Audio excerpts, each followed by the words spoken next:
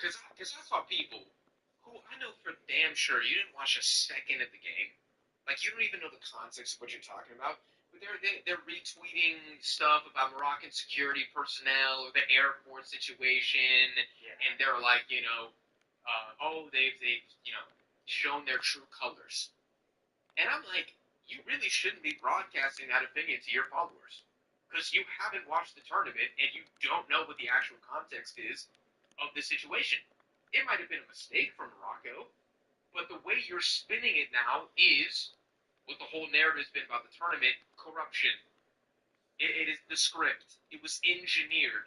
They are sabotaging their competition, and because the overall quality of the refereeing was so crap, and Morocco happens to be the host, people put two and two together.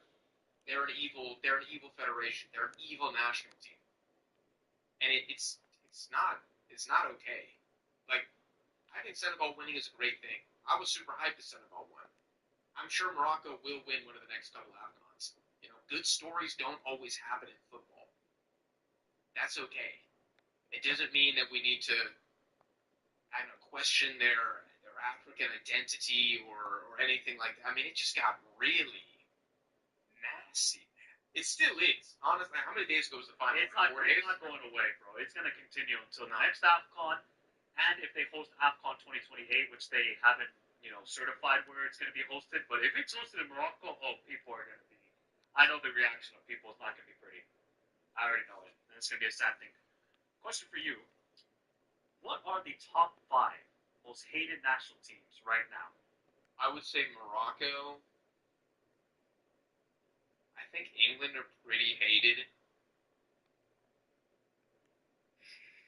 Another hated national team. I'll give you my top 5. Okay.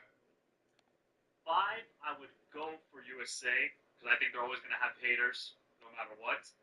4 is Qatar. I thought about it. 4 is Qatar after the last Asian Cup. I think everybody in AFC football hates them right now. 3, Argentina. No doubt about it. Just because of the success they've had, winning the World Cup, winning the Copa Americas. 2 is England because it's just always been that way. I feel like it's always been that way. I don't think that's anything against the English. And then the media who hype them up like crazy. I think right now it is. And right now, number 1. Let's not let the fans off the hook. Oh, yeah. I think the English fans, they asked for it, yeah. They asked for it too. Yeah. And then I think right now, number 1 is actually Morocco, which is crazy. They were probably everybody's favorite team outside of their own national team after that World Cup. And now they're the most hated in 3-year span. Yeah. Crazy what happens. It's a good list. I would maybe nominate. I think the UAE are a pretty hated team also within Asia. I would throw. I would nominate for them though. Yeah, maybe. What about Italy? I feel like Italians are still pretty hated because they talk so much crap despite not qualifying for this. Yeah, they're not ass. It's just like, dude, know your place now. I feel like that's kind of the reaction. Yeah, I would say hated, but not as much as England in Europe at least. No, I don't know. I mean, maybe Germany's like a little bit hated. I mean, like the top national teams will always kind of have like a little bit of it. Maybe Portugal, because I mean, people really just hate CR7 for some reason. So, but yeah, it's Morocco now number 1 though. Yeah, I think by far. I mean, you talk about national teams getting hate watched. It is England and Morocco, and I think that's the end of the list. I would put Argentina there too. You think people hate watch them like that? Yes. Maybe I've been living there too long, so I don't see anything. You're not seeing any watch them on the algorithm? I'm not seeing the hate watch.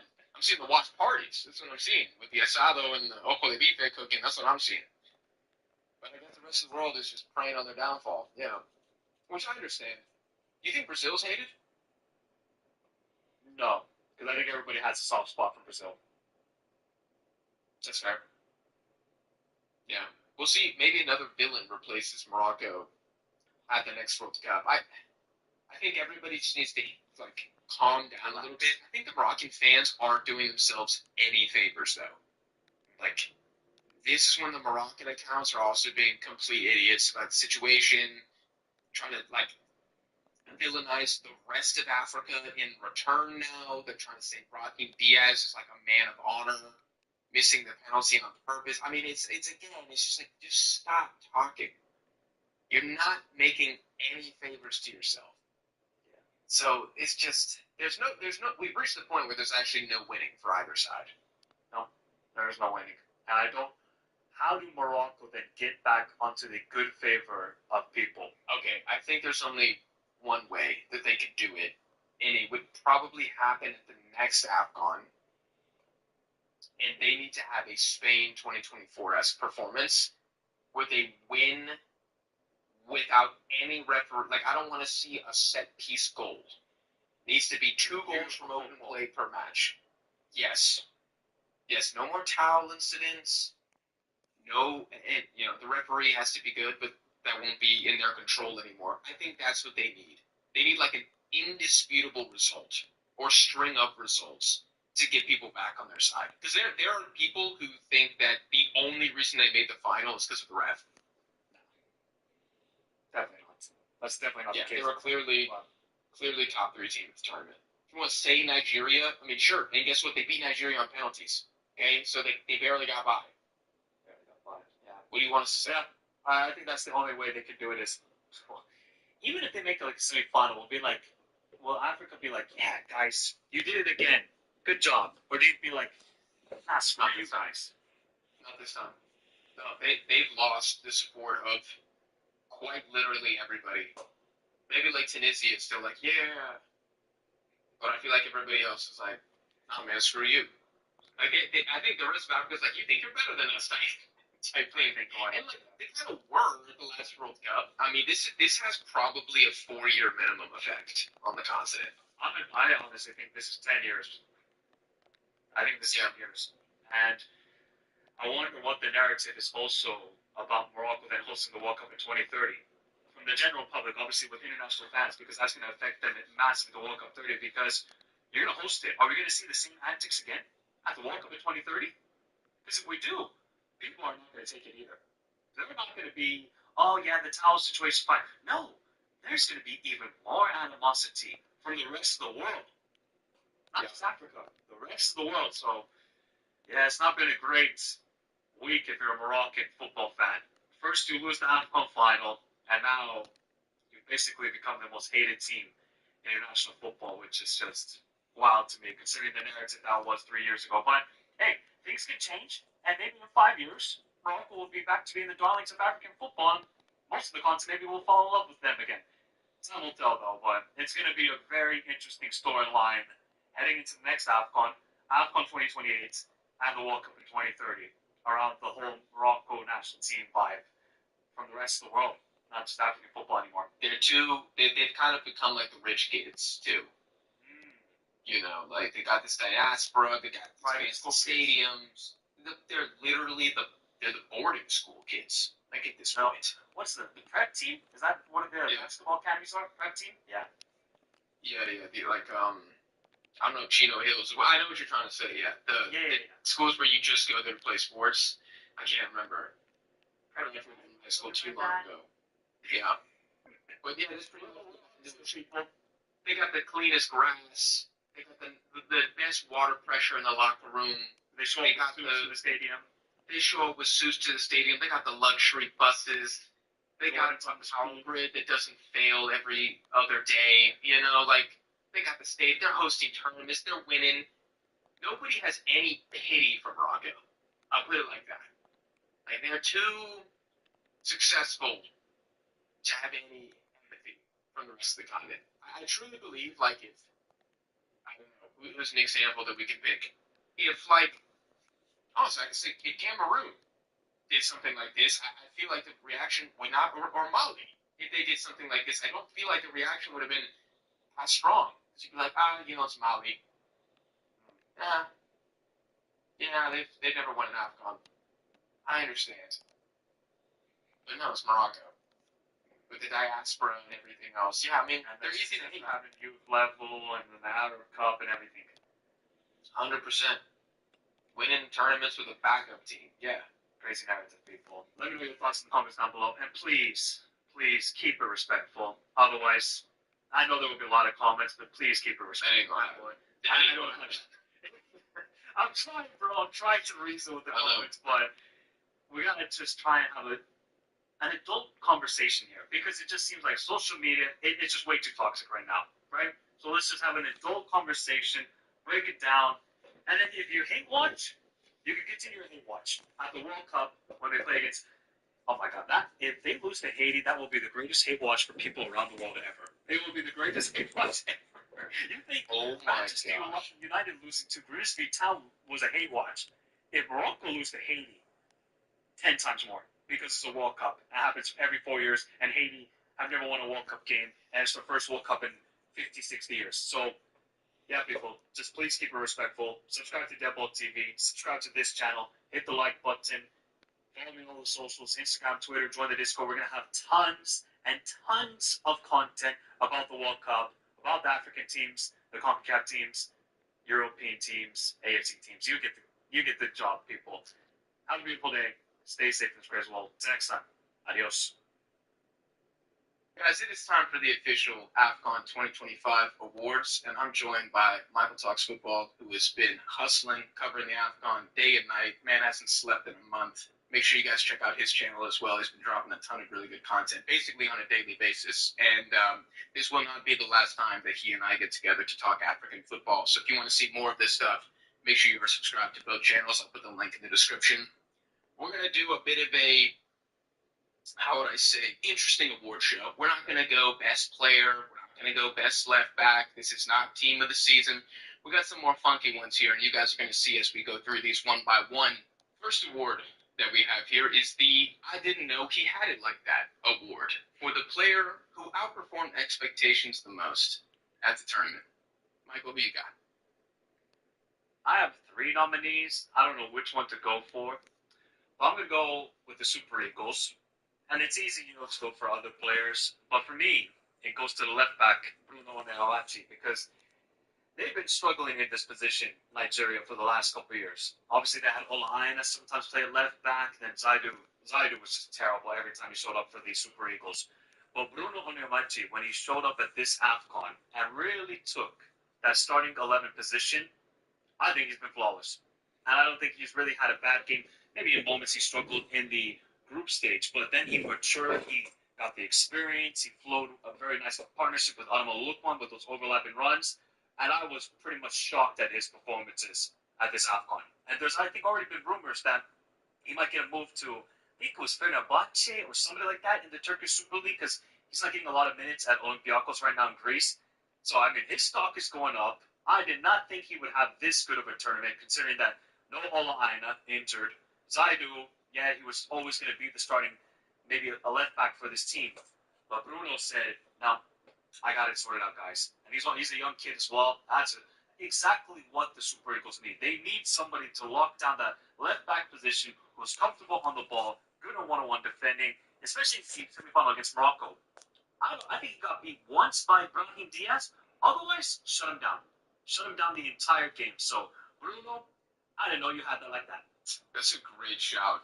I think one of the best things about the AFCON is because these players play everywhere in Europe, that you'll find a dude and you're like, oh my gosh, this guy's cooking. Where is he at? And then you check and it's like Olympiacos, or it's like Trabzonspor. And you're like, how is this guy playing at this club? And the fact that Bruno isn't even getting minutes at Olympiacos, which I didn't even know was the case, you're just like asking yourself, how is this possible? So that's one of my favorite things about the tournament. It's funny you say that because my number one winner was also a Super Eagle. I went with Edgar Adams, man. Did not know he had it like that. 2 goals, 2 assists. I thought this guy was one of the least agile footballers I've ever seen. But this dude turned into one of the more effective attackers at the AFCON. I mean, Sevilla were watching the entire tournament saying, when is this going to show up for us? Because he had as many GA in this tournament basically as he's got for Sevilla in this season. And the couple games that he played. Sorry to interrupt you, but yesterday he scored 2 goals for Sevilla back in his return. I saw that. I saw that he got a brace against Elche, and I was like, maybe this is the turning point of his career. And good for Edgar Adams, and also good for Sevilla. They need all the offensive firepower they can get. You went with Bruno. My backup was Bright Osai Samuel, the other Super Eagles fullback. So he does have Super Eagles players. Is this what we're saying? I got one who's not. If you have a non-Super Eagle. I have a non-Nigerian. I'm going to go with Crepin Diatta, Senegalese right back. Over me, team of the tournament, right back. Team of the I tournament. think this hands down. And yet still didn't play the final. They still won Senegal, but his performances defensively, monster. His clearances, his recovery runs. I did not think he was this good. He struggled at the World Cup back in 2022. And the performances he was putting up this tournament, yeah, sometimes it wasn't the best, but its overall competition, I would say, is an 8 out of 10. Consistently giving you 8 out of 10, 8 out of 10, 8 out of 10. And he's really struggled over his career to perform with Senegal. But I think this AFCON was sort of his marquee event to say, I'm the starting right back for the next 4 to 5 years. Still, at his young age, he's still like about 25, 26. I really like Diatta. I think that's what Senegal need. They need somebody who's also very comfortable on the ball, able to go forward, able to put crosses into the box, but defensively can offer a lot because we know Senegal love to push both fullbacks high up the field. Diatta, take a bow. I really did not think he would reach this level of being a team of the tournament player. Didn't think it. I did record my team of the tournament yesterday, and Diatta was my right back of the tournament. Such a beast. Where do Senegal's fullbacks rank right now? With Diatta on one side, Diouf on the other. Where are we putting them right now? Senegal, I would arguably say they almost have better fullbacks than Brazil. Obviously, that's a big question mark considering who maybe Brazil will start at the World Cup, but they are just fantastic, the pair of them, Diatta and Diouf. And Diatta tested with Jacobs, didn't work out, went with Diouf, but Diatta has been a consistent starter for Senegal. It was such a shame that he missed the final, apparently due to food poisoning, something like that. I'm not 100% sure on the reporting, but it sucks for him. But he still got his medal, and he put up fantastic performances, and he needs to be good because Senegal will be tested at the World Cup this summer, going up against France and going up against Norway. And maybe Iraq. Maybe. Watch out for Ali Jassim. Okay, yeah. Let's see. A non-Senegalese. Oh, my other option that was not from either team, Christ Ulai from Cote d'Ivoire. I had no idea who he was before the tournament. I thought he played really. Dude, he benched Seko Fofana. Like, he looked better than Frank Kessié. And it was funny that you mentioned Trabzonspor because that's where he plays. That's the guy I had in mind. I was like, where is this dude? I was like, surely he's part of the Chelsea Academy. He's probably at Strasbourg. No, he's at Trabzonspor. I'm like, wow. And he does play. He has a couple goals and assists this season. I've never watched him at club level. But those are the players that we didn't know had it like that. Let's move on to the flop that nobody's talking about award for a player who low-key stunk it up. I have some amazing nominees here. Why don't you give us your vote first? You be the hater. All right, do you want the layup hater or you want the hater that nobody is talking about? First, the layup. Mohamed Amoura. Easy. Flop. This is a guy. Do you know how many goal involvements he had in World Cup qualifying? I think he had like 9 or 10 goals. Assist-wise, he was up there. He had about like 16 or 15 around there. 13 GA in 10 games. 13 GA, but he did have a lot of goals. I remember that at least. 10 goals, 3 assists in 10 World Cup qualifying games. Then my man went out there with the AFCON. He did give 1 assist. And I feel like with every game, especially in the knockouts, was completely ineffective. And probably a big reason why Algeria couldn't get anything going against Nigeria, or really didn't get too much going against DR Congo either. I thought this guy could be one of the shining players. There was kind of that short list for me going in here, like, who's maybe popular but not a star that this tournament's going to end, and we're going to be like, we remember it as their AFCON. And I would put, like, Ismail Saibari from Morocco on that list as well, where some people are like, watch out, he could be player of the tournament. I don't know if I thought that from Amoura, but I thought that he was going to do something. And outside of getting pocketed by Calvin Bassey, he didn't really do much. Yeah, he was definitely one of the biggest disappointments for me. Probably the biggest, because he was phenomenal in the World Cup qualifiers. I even said that I think he was the best player in World Cup qualifiers from any region. Going to Bowl, CONCACAF, AFC, UEFA. I thought Amoura was sensational what he did. And that I don't know if it's just what's happening at club level, but it's clearly something affecting him now with the national team, at least for the AFCON. And he had that wonderful assist to Modest in the first game to Sudan. I mean, outside the boot assist, I was like, okay, maybe this is a Modest tournament. Burkina Faso, not good. Equatorial Guinea didn't really play. Obviously, then the round of 16 against DR Congo. I mean, he had a chance at the left side of the box, but other than that, I don't think his performances were great either. Yeah, it was really disappointing for Mamoda. And hopefully this doesn't affect him going into the World Cup because he still is going to be a vital part for Algeria. But you got to be careful because a guy called Bourina came into the field against DR Congo and scored a screamer. And that man plays guitar and still was falling out. I mean, he didn't play a lot of minutes, but Mamoda then has to realize, okay, my spot is not guaranteed anymore. You were doing fantastic. You were the main guy. All the Algerians were loving you during World Cup qualifiers. But if you don't perform at the major tournament, that's all forgotten.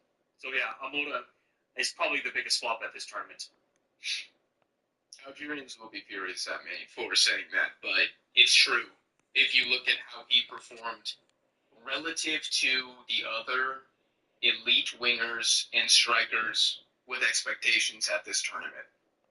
And because I know I'm going to get the comment, oh, you hate Algeria, like he got an assist. He almost scored against DR Congo, but he didn't. And he finishes the entire AFCON with one assist.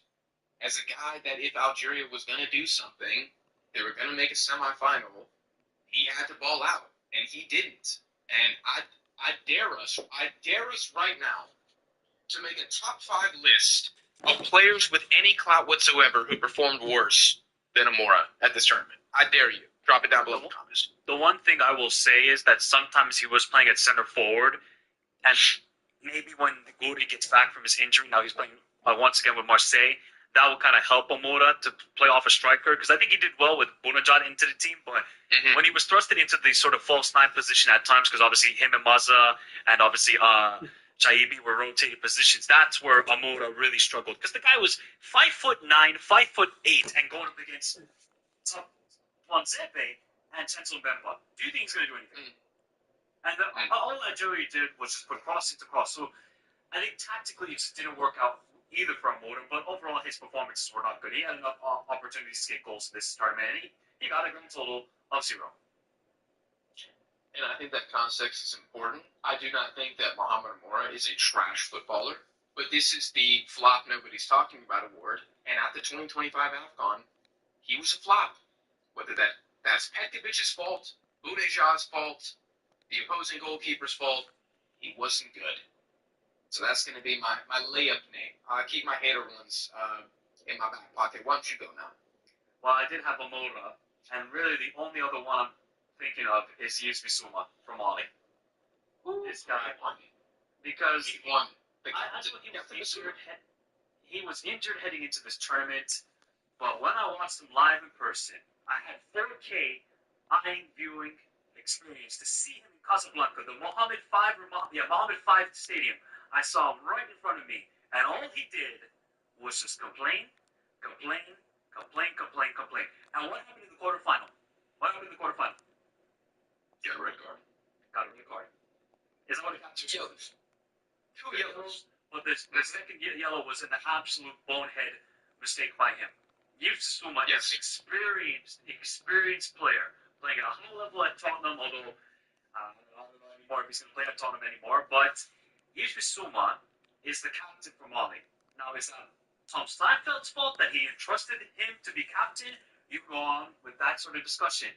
I was really disappointed with his performances, though. His passing, something that Yves Bissouma is really good at, controlling the tempo of the play, really just a tempo setter. He couldn't even do that.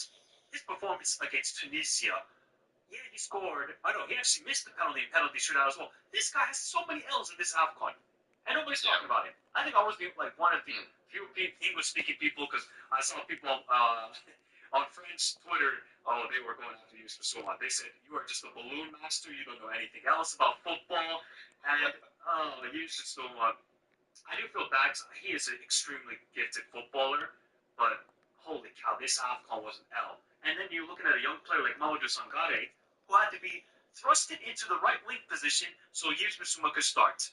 That's on Tom Seifeld, but overall Yves Bissouma, I think, is a flop that nobody's really talking about. I think Yves Bissouma not only was the AFCON disappointing, but it's probably been a disappointing last 4 years for him. And I think when you watch this tournament, it makes sense. You start to understand why. I feel bad for him, and then at some point the damage becomes self-inflicted.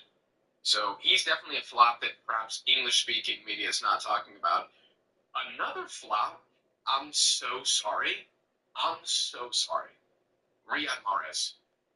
I'm sorry. That was just Even, bro, I'm sorry. I have some good things to say about Nigeria in another video. Riyad Mahrez is the most box score merchant player at this AFCON. If you look at what he did at the AFCON, you see 3 goals. You see, you know what? He's past his prime. He's out in Saudi Arabia. He's still contributing. 3 goals. He did great. No, he didn't do great. He did not do great at this AFCON. He scored 2 penalties. The Amora assist was great. That was a good moment from him. Outside of that, in the 5 games that Algeria played, he had 2 chances created in the entire AFCON, which is 10th on Algeria. He's the 10th best chance creator on his own freaking team. His combined expected assists at the tournament was 0.4, which is lower than Tapsoba and Calvin Bassey. Ranked 64th amongst all eligible players. Pocketed against DR Congo. Pocketed against Nigeria. Honestly, but pocketed against Burkina Faso as well. He just scores the penalty. There was 0 open play impact from one of the greatest Algerians of all time. And because of his reputation, he was protected. Nah, man, this was a trash AFCON. He flopped. He completely flopped in this tournament. Compared to Mane, compared to Salah, stop playing. Mahrez was not good. Yeah, I would agree with that too, and I think it's been something that's been brewing. They've been watching him at World Cup qualifiers. Even Algerians were like, can we get Haj Musa, please? And even going to the stadium in Algeria, there's so much respect for Mahrez, and it's a very difficult situation they're in. Petkovic and the player. Basically another coach for Petkovic, giving him instructions, telling him what to do. So it's a very difficult situation here for Petkovic and Mahrez. Legendary player, had an unbelievable 2019 AFCON. Obviously, the game-winning goal against Nigeria, the semifinals. Like, this guy is a legendary player for Algeria. But there has to be now a strategy of just saying, hey, you know what, Mahrez, it's time to let it go. You could be an impact sub player, you could just be a voice in the change room, but you cannot start for this team. Because we see when Haj Musa enters the field, it's much better play down that right wing. And he was good against Sudan, but that was Sudan. And obviously no disrespect to Sudan because they had a good AFCON, but against DR Congo and Nigeria, 10 minutes as well. You see the age catching up to Mahrez. And it's a sad reality, and I think Algerians have accepted it, most of them, of course, but there's a huge respect for him. But yeah, he flopped in this tournament. But I wasn't really surprised by that because his World Cup qualifiers were not good either. I'm always surprised by how much more heat Salah gets with Egypt, despite because Mahrez has won the AFCON. That's fair. But I also think individual performances since 2019. I mean, Algeria's been grouped twice. They've been grouped twice. Like, they haven't been a good team. And that's, of course, not all Mahrez's fault. But I think as an individual player impact for Egypt, impact for Algeria, I think Salah does more. But he gets 10 times the hate. I don't see the too much Mahrez is falling off. You see it every once in a while pop up. But you see way more, Salah's a fraud, which I just think is grossly unfair. But that's what happens, though. When you win an AFCON and the style that Mahrez did for Algeria, especially in that semi-final, you're just etched in history. It doesn't matter what you do afterwards. You could flop for 5 straight AFCONs, it don't matter. You brought that one AFCON to us, and that's the difference between him and Salah. And that's why, people who don't really follow, maybe African football they just see Mahrez, one-time African champion, Salah, nothing. If I said Bronwyn Williams flopped, what would you say? No. That's hating. That's hating? That's hate if I say that? That's hating, yes. 6 goals conceded, 9 saves, 0 clean sheets. You know, say, I mean, the amount of saves he made against Cameroon. I mean, he made a couple really good saves against Cameroon. Angola, he made a couple good saves. Zimbabwe made a couple of good saves to win those games. So I don't think that was really down to Ronald Williams is why they conceded those goals. I think it was more defensively. They were just all over the place. So I think that would be the ultimate hit on Ronald Williams, who is the GOAT. Yeah, I like Ronald Williams. He wasn't an official nominee. I just had Ronald Williams question mark. I just had it written down. Because to go from the hero of AFCON to respectfully not even mentioned, like it's not like he was hated on. He just wasn't spoken about because South Africa underperformed so much. I was just like, I don't know. I could see a neutral being like, oh, here's Ronald Williams, guy was nominated FIFA best, and then maybe seeing some of the performances and being like, oh, I expected better. Definitely not a flop, but I couldn't think of another like big name that underperformed like that. Okay, I do not think that Ronald Williams was a flop. Just to be clear. All right. What about the AFCON Grammy Award for the most entertaining game of the tournament? I mean, I have 7 games here. Maybe I'm just a simple tournament. I mean, some of these games were sick though.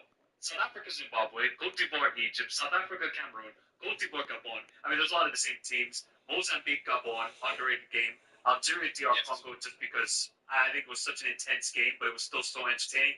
And I mean, you still got to go with the final, Senegal, Morocco. Entertaining, I'd probably go for Senegal, Morocco. I just think it had everything that it's good and bad about football. And it was all just connected into that one game. And obviously, look, now it's getting negative publicity around the world by people who don't never talk about AFCON footy, and that's a bad thing. But I honestly think for the first 85 minutes, it was a really good game. And you saw why both of those teams are the 2 best in Africa. And it's just a shame how it ended, but then it added to the drama, and then Pop Gay's ridiculous goal. Then Morocco almost equalized it with 10 men on the field from the corner. I'm like, this is cinema. This is Revenge of the Sith. The end of the trilogy for Star Wars. I was enthralled. So that would probably be my most entertaining game. I know it's probably like the easy choice, and I could go for more hipster pick like Mozambique, Gabon, but that final was just insane. Well, usually it's not the easy choice because sometimes the finals could be like pretty bad. And especially 1-0 final too. Yeah, a 1-0 final. I mean, this is one of the better 1-0 finals. I mean, I'll tell you this right now. This compared to the Copa America final? Oh, give me this AFCON. Oh, my Lord. 10 times out of 10. 10 times out of 10, give me this. That Copa final was a bit brutal at times. That was my number 1. Was the final. My silver was South Africa, Zimbabwe. That game was fun. That was a great time. Do you have any blowouts or one-sided games in your 7 list? No, not really. They're all close affairs. I think it has to be a close affair to be an entertaining game. If it's a blowout, I mean, you could go probably Nigeria, Mozambique, because the football the Super Eagles were playing in that game was just so entertaining to watch. But I like close affairs. I think that's the right objective into this category of award here. I did have one blowout in my bronze nomination because I was so impressed by the performance, and that was when Cote d'Ivoire beat Burkina Faso. That's a good nomination. That was a great game. I could not believe how bad Burkina Faso looked. Why because Cote d'Ivoire made them look bad. I was going to ask you, because you've probably seen more of them in qualifying, and maybe they had like a howler performance, or maybe like a recent AFCON.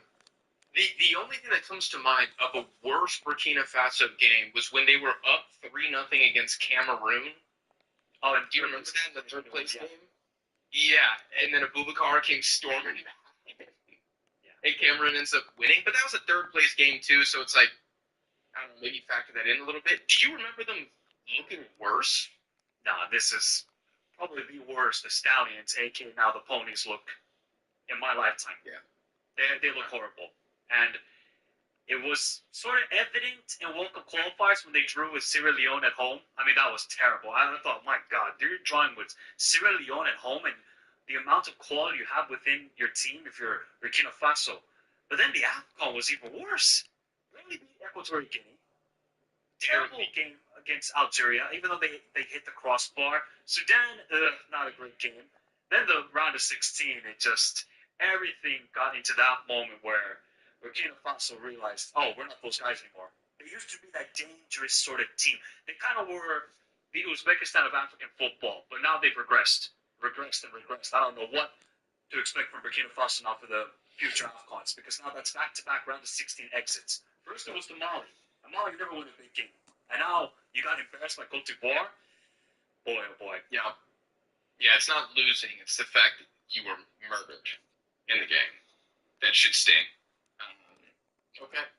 Yeah, there's some really good games here. Honestly, I thought the AFCON was really, really good. I saw way too many people saying the tournament was boring. I'm like, okay, I don't know what you want, but I guess we're just going to disagree. 3 threes and all the madness that goes with it, I guess. Yeah. And we got plenty of, like, shootout games like that. We have plenty of goals in this tournament. We almost set a goal record in this tournament. Like, if you want goals, you got them. But I guess there just wasn't enough.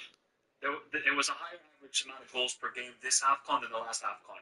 And look how that last AFCON is spoken about.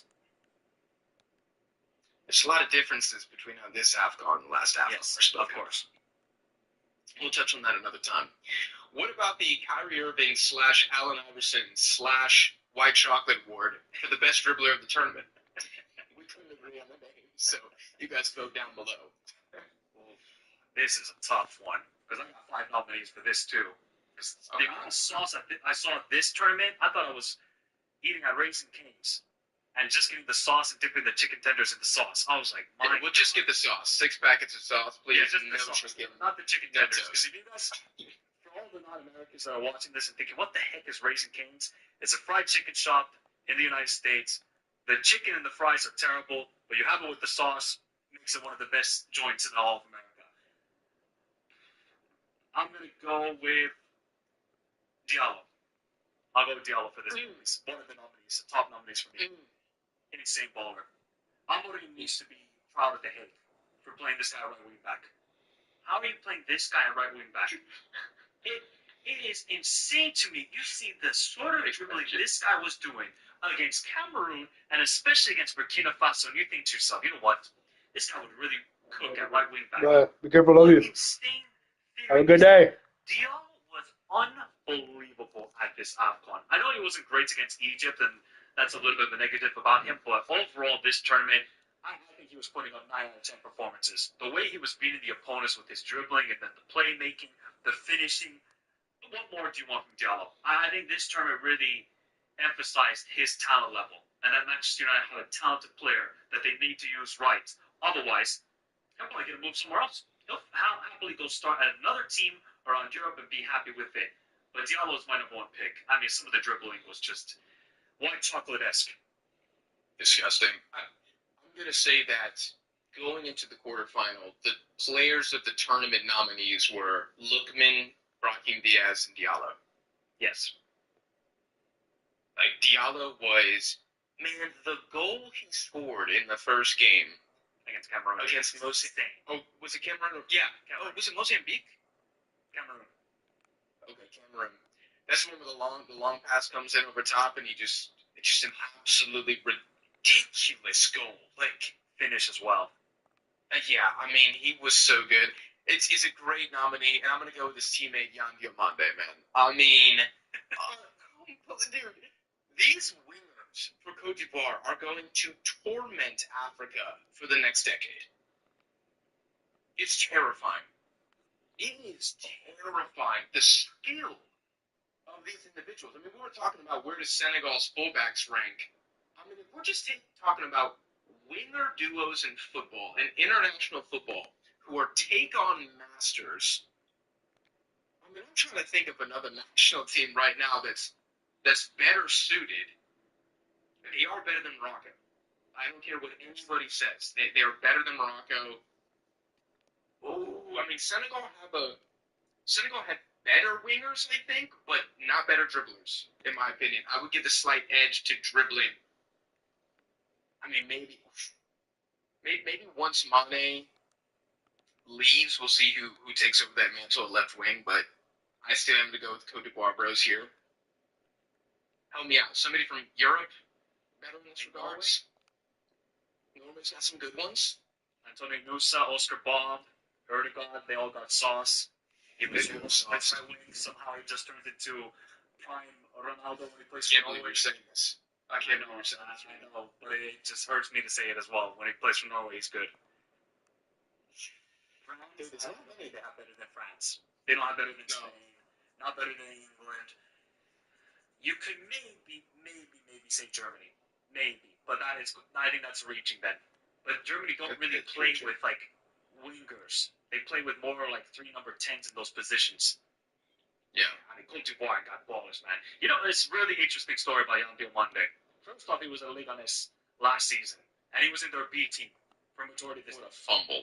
What a fumble. Oh, The craziest thing is, I think he went straight from Cote d'Ivoire to high school football in America. And somehow Leganes saw the guy, I think he was in high school in Florida, saw the guy, signed him, and RB Leipzig saw the player at Leganes, and now look at him. I mean, this guy's going to go for 60 million in maybe a year or 2 years. His stock is crazy right now. Invest, people. I highly recommend to invest into this player because what a special player. He just needs to add more goals to his game, but the way is so easy to beat a defender in one-on-one situations. Diomande is that guy. And hey, we get to see this duo at the World Cup, and especially against one of the best defenses in international football in Ecuador. That's going to be a ginormous battle. oh my gosh. Preciado and Estupinian versus Diallo and Diomande is going to be... I'm not favoring Cote d'Ivoire in that battle. I think, well, Preciado, is my guy, but he's more offensively inclined than defensively. Young and right that's- now is. Hey, that's still my boy. He'll come back. But, Diallo's going to be... You're not playing Peru anymore. You know what I'm saying? Like, you got to really be... This is not Soteldo from Venezuela, who's a complete fraud. These are proper footballers. And Ecuador, man, that midfield battle is going to be great as well. That's... Low-key good game because I think Cote d'Ivoire changed the narrative with these two players. They were such a frustrating team to watch World Cup qualified. And now after this AFCON, I'm like, I can't wait to watch them at the World Cup. Yeah. Their game I know. against Germany might be a contender for the best game of the World Cup. Yeah. I agree with that at this point in time. Fun fact, Diomande had the most successful dribbles at the Doesn't surprise me. He went 15 for 29 in the tournament. Fun fact, against Burkina Faso, he had 6 of 8 total dribbles completed. So he was just murdering Burkina Faso. And I think he was man of the match in that game, too. And, he looked unstoppable in that game at 19 years old. I would highly recommend. I'm just going to give one more shout to a player, and I don't think we're ever talking about this team for a while on this channel, but I got to go with Jenny Katamo from Mozambique. Stud player. What an unbelievable tournament by him. If it wasn't for him, I don't think Mozambique would have won their first ever AFCON game, or even made out of the group and faced the Super Eagles in the round 16. But Jenny Katamo, his dribbling also, what he did against Cote d'Ivoire in the last 10 minutes of the game, single-handedly bringing Mozambique back into that game. Yeah, they didn't win the game or draw, but single-handedly starting every single attack with his dribbling. He was special at this AFCON. Really, he was such a flop. That's like a flop contender from the last AFCON because he was really disappointing, even though Mozambique were a competitive side. This AFCON, stellar performances. And his dribbling was unbelievable at this AFCON as well. Yeah, I'm going to shout out Ibrahim Massa as well from Algeria. He was doing what he could. I think he's only 20 years old. And especially against Nigeria, probably the only attacker who looked like he might unlock something. It was pretty good against DR Congo as well. I think he's going to be a problem in a couple of years, in a good way. All of these players, by the way, except for Jenny Katamo, are under 23.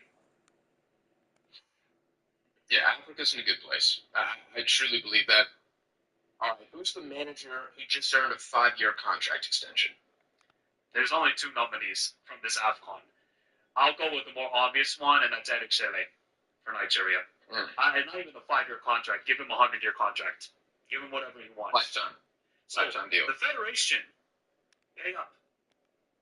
Don't fumble this opportunity. This is a golden opportunity for you. You have found the right manager that speaks to every Nigerian and how they view football. Attacking football, forward-minded, don't just sit back and defend like Jose Pizarro and his negative tactics at the last AFCON. This is the Nigeria that I grew up on. Free-flowing, attacking football has gotten all the players in a better mood. And I think Alex Wolbian, he's got a wonderful YouTube channel. He talked about that. Eric Chile has brought a family vibe back to the Super Eagles. That has been missing for this national team probably since 2013 when they last won the AFCON. I was going to say, over a decade. They qualified for the World Cup in 2018, but he has brought that family vibe. If he was the manager for the entire World Cup qualifying campaign, because they went through 3 different managers, they would have qualified. I can confidently say that. Because if he could get this, now that he had time to prepare with the team, more tactical setup, he was so good. And I think he deserves a 100-year contract with the Super Eagles. They need to sign him up at minimum until the next World Cup. Give him the next AFCON, 2028 AFCON, and hopefully you can qualify for the World Cup in 2030. He must stay. There is no doubt about it. He's one of the few coaches in Africa right now where I would have a clause in his contract that he cannot be sacked after the 2027 AFCON regardless of result. Meaning, you must give him, based on what you've seen at this tournament, 2 more goes at winning. And if he doesn't win in 2028, if it's bad in that AFCON, okay. You tried, gave it your best. He'll be signed shortly by another African side. I can promise you that. Contract. Yes. Give him the Mike Tomlin contract. See, I think all Nigerians would like to see a statement of faith and investment from the FA. That we're not going to extend you by 12 months. We're not going to do something like that. Like, if you make the semifinals at the next AFCON, we'll extend you to the next one. Show the manager that you're here. The players love him. I don't know what your comments look like, but I had a lot of Nigerians saying, I've never seen Nigeria play this well. Like, this was the best type of football I've seen. And I was watching, like, JJ Okocha days. I got a lot of comments like that. This, you cannot fumble. It is first and goal at the 1-yard line. Give it to Marshawn Lynch and score the touchdown. Don't throw the football. If this man leaves, because I already saw, like, it was probably fake news, but it's like Tunisia have contacted Eric Shelley's, camp about becoming the Eagles of Carthage. I know they've already signed a manager at this point, but the point is, people are going to want this man. So Nigeria, lock him down. Lock him down and do it now. Don't wait. I think it would be the worst thing ever if this guy leaves. Yeah, and He was actually my only manager. Then that was actually funny. There was 2 more rumors today of other national teams. I think Gabon was one of them, and another national team.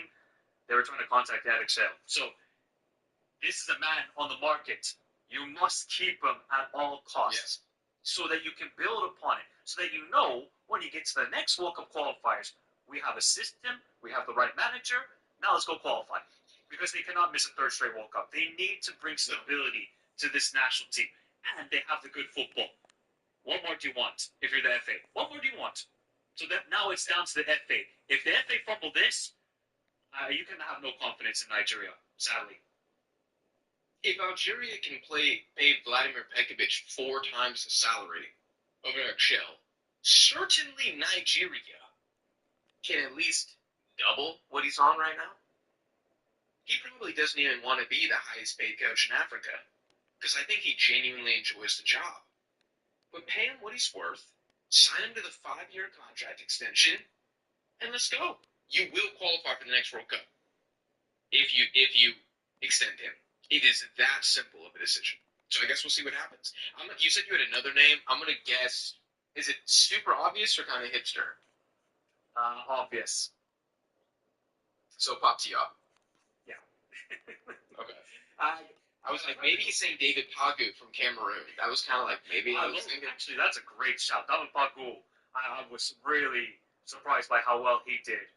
But, or Apia from Sudan, even though he's done a really good job with Sudan the last couple of years. But I think Pop Diop, for his first AFCON, and to win it, that's instant 5-year contract for me, maybe even 10 years.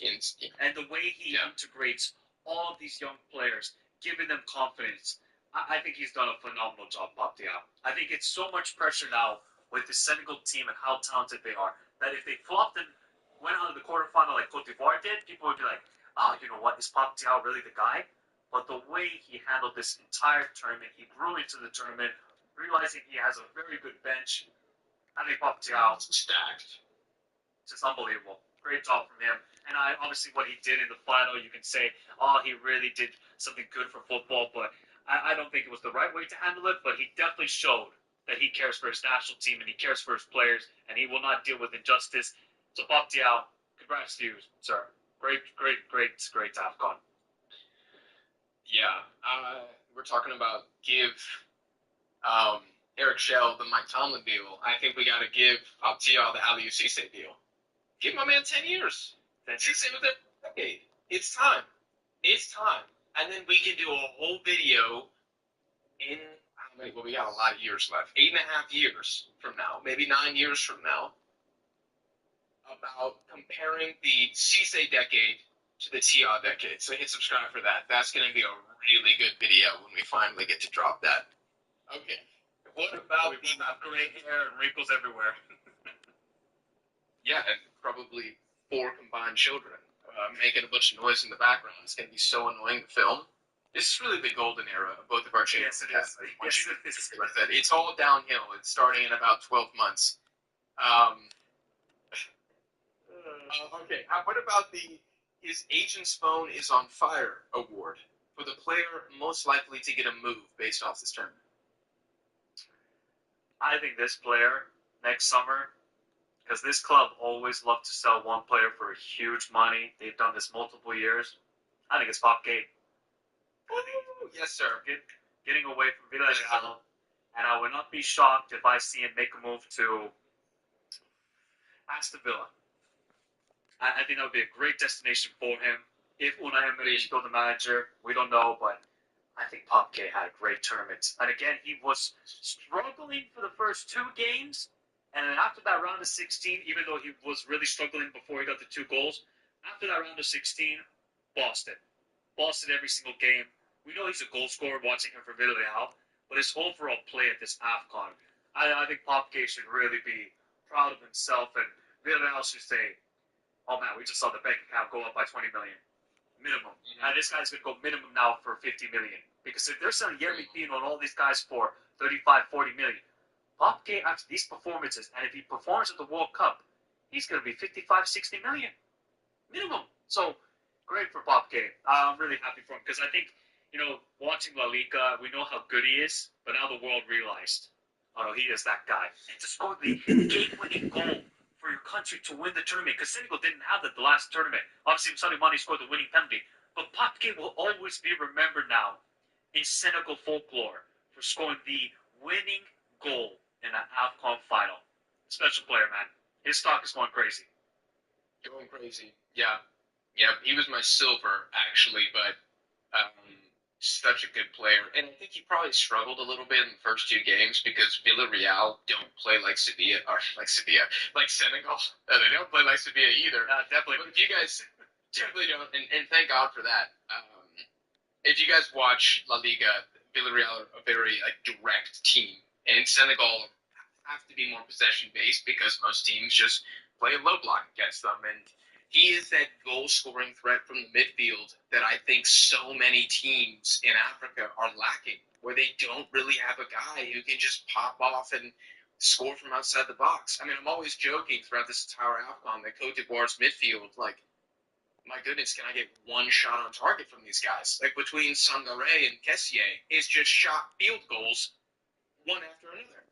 Sending them back to Cote d'Ivoire. It was terrible, but this is a luxury that Senegal have that they haven't had in previous tournaments. And I don't know about you, but when the Sudan game was happening and I saw the first one go in, I was watching from the other room and I was like, that's Pop Gate. I saw the shot and I was like, there's only one dude who can pull that off, and that's Pop Gate. He's got a cannon. I don't know what his long shot rating is in FIFA, but it better be 90. I mean, an absolute stud. No, the goal he scored in the final was actually ridiculous. To beat Bunu like that, off the crossbar and in, Hakimi is tracking back and trying to stop the momentum from the shot. A ridiculous goal from Popke. One of the best final goals I've ever seen. I don't care what people say. Michael, you're in the moment. It is such a valuable goal and a bullet. That was the only way you were going to beat Bunu that night, by the way. The only way, because nothing was working. 1-on-1 from Ndiaye, it had to take a Popke ridiculous goal. So happy for him, man. And do you think he's going to get a move after the World Cup? If this continues? Because the only thing that's on is age. It's just age. That's the only thing. You know, teams, especially in the Prem, a lot of these new ownership groups, they're obsessed with the 20-year-olds and flipping everything like this is real estate out in south side of Houston or something. It's ridiculous. He could play for almost every club. I'm convinced of that. I think he's one of the most underrated midfielders in the world. Because Senegal, we could talk about this another time. I don't even know if them as a nation really get that much clout because they speak French and they're not like the biggest country either. And he plays at Villarreal, which is a seaside town, and nobody knows anything about them except, when they win a Europa League X amount of years ago or during that semifinals run, which I don't know if he was there for that. No, he wasn't there. No, he just moved from Marseille 2024, I think. Yeah, 2024. Okay, yeah, that felt too long ago. Yeah. But yeah, no, he's a special player. I had Mamadou Sarr as well as a name to throw out there. I don't know what his plans are. He's at Strasbourg, isn't he? He's signed by Chelsea though. Okay, so that man, unfortunately, is just in the prison right now. He ain't never getting out unless somebody bids $60 million for him. But what a performance in the knockouts! I'm gonna say this one first. The streets won't forget award. For the players' AFCON performance will be remembered the most. For me personally, I will never forget Calvin Bassey's AFCON. Oh wow, what a shout! It was the most one-man cleanup crew thing I've ever seen, dude. It was honestly jaw-dropping. There were times against Algeria I could not believe how good this man was. He looks like, you watch him at this tournament, you think, he's by far the best center back here. And why is he not starting for Real Madrid right now? Why is he not starting for City right now? How you fool him? Calvin Bassey, with all due respect, he was by far the defender of the tournament for me. I lay up team of the tournament as well. I thought he was a freak. Yeah, I nicknamed him now Calvin Beckenbauer after this AFCON. I think he just. I was shocked at how well he played. He's always been a consistent player for Nigeria, but his level.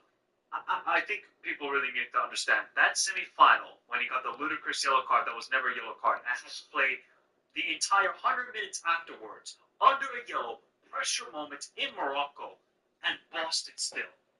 Absolute bossed it. So Calvin Bassey, God man, this guy is so good. I'm so happy to see him play really good football. And yeah, I think Nigeria as a whole, they played collectively very well as defensively, considering that they were playing a higher line at this AFCON. But the cleanup that he was doing, sweeping everything. That's why I called him Calvin Beckenbauer. He did the exact same thing as the prime Franz Beckenbauer, and Calvin Bassey did it for this AFCON. I said it on one of my recaps. It is the best defensive performance I have seen from a player at an AFCON in my lifetime. I think he was unbelievable. Yeah, I mean, you've seen more than me, and the AFCONs that I've seen, I can't think of a player.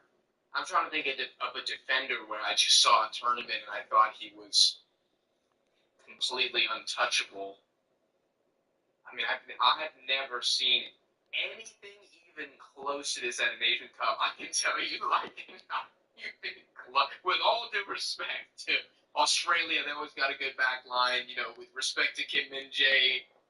No, like, I've never seen something like this. Maybe in a Copa America, maybe like, not even a goal. I think Golin's been very good, but I haven't been like, you actually can't get past this guy.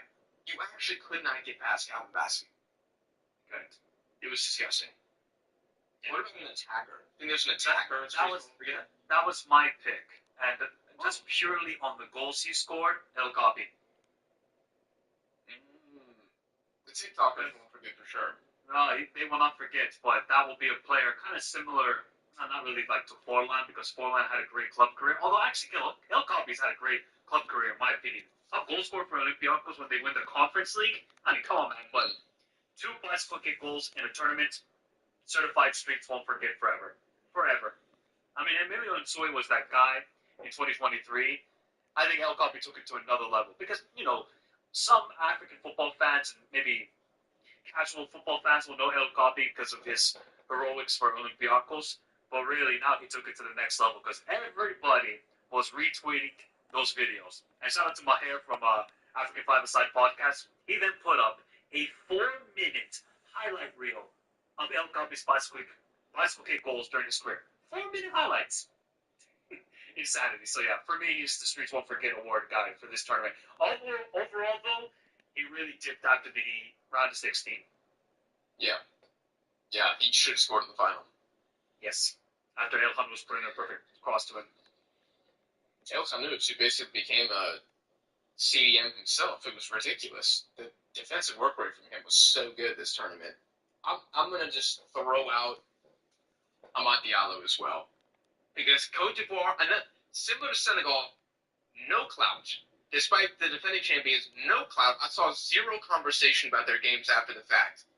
But if you just watched how he played, it was fun. Now, there's Calvin Bassey, El Copi for the moments. I mean, if we're talking tournament, it's Calvin Bassey. There's no one else. Yes. El Copi for the moments, and then I think it's Diallo again for the moments, but also the performances. But I just think it's clearly Calvin Bassey's AFCON is what I will always remember this as. Okay, last one here. The Market Watchers Award, which can be good or bad. For the team whose World Cup stock has moved the most, either up or down, after this tournament.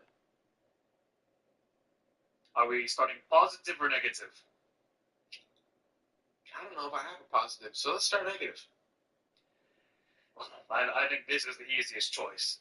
Tunisia, they should be sent to the Gulag, so they don't have to participate at this World Cup. Boy, They should withdraw? they should withdraw. And maybe they'll put them in the no-fly zone because that's what Trump is doing right now with everybody. But they might need to do it for the cartilage of vehicles, except Hannibal Mejbri. That's the only player that can travel to the World Cup from Tunisia. Everybody else, this is a travesty right now. And have you seen their group? R.I.P. I don't think any Tunisian right now has the positivity because they actually have a good squad. Like, compared to the last AFCON where they got knocked out in the group stage, you could tell that Tunisian generation, it just pushed like too many AFCONs past their ability. And they had a really good World Cup. They beat France. Oh my God, the vibes were good. They were heading into AFCON. Disaster. Again, just too much instability within the FA. We don't know who the manager will be.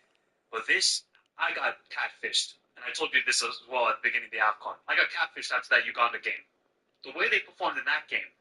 And after that game, despicable. And now they're going to go to this World Cup. They're going to play the Dutch.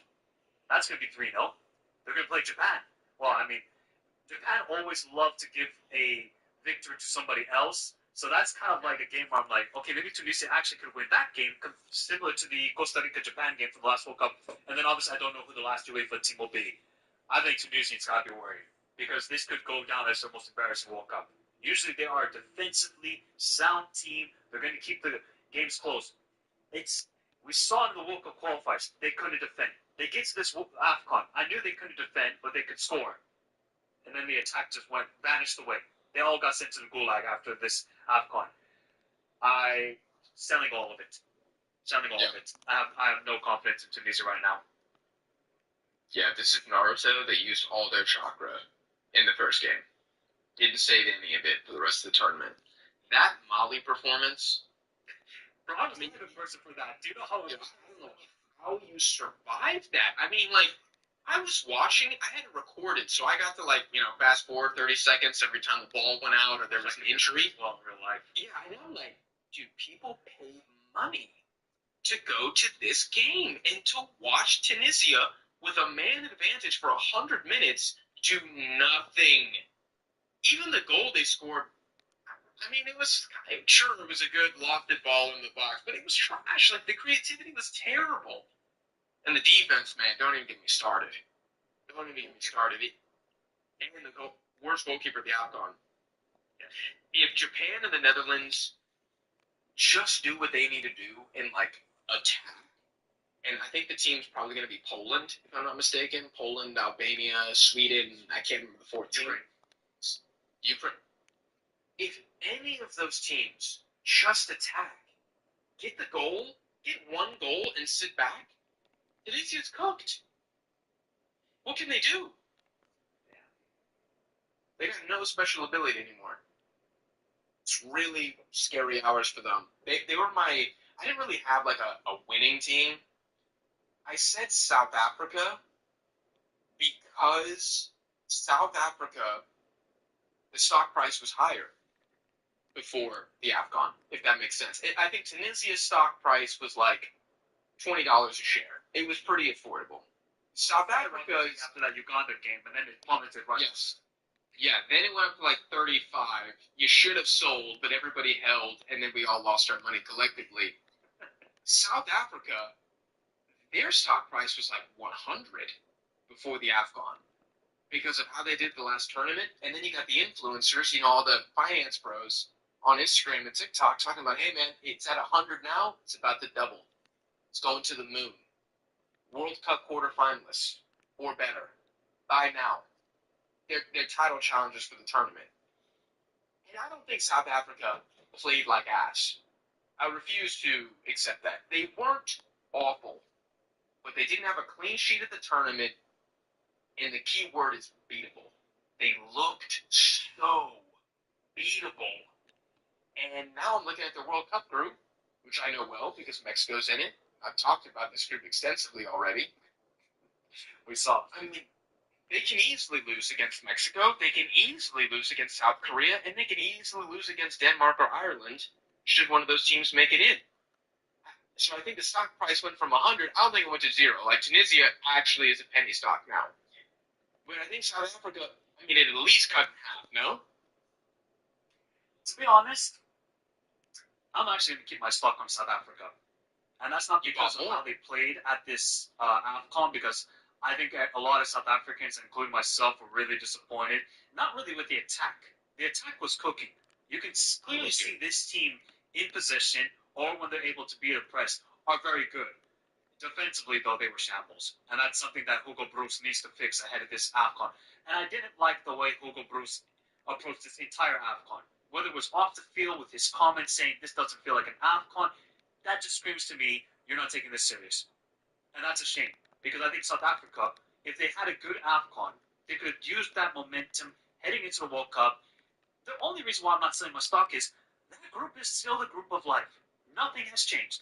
Mexico is still average. South Korea are beatable, even though South Korea, of course, are very good attackers in that game. I mean, South Korea, South Africa could be 3-3 at this moment in time. Because neither team can really defend, but they got elite attacks, and then we don't know who the UEFA team is.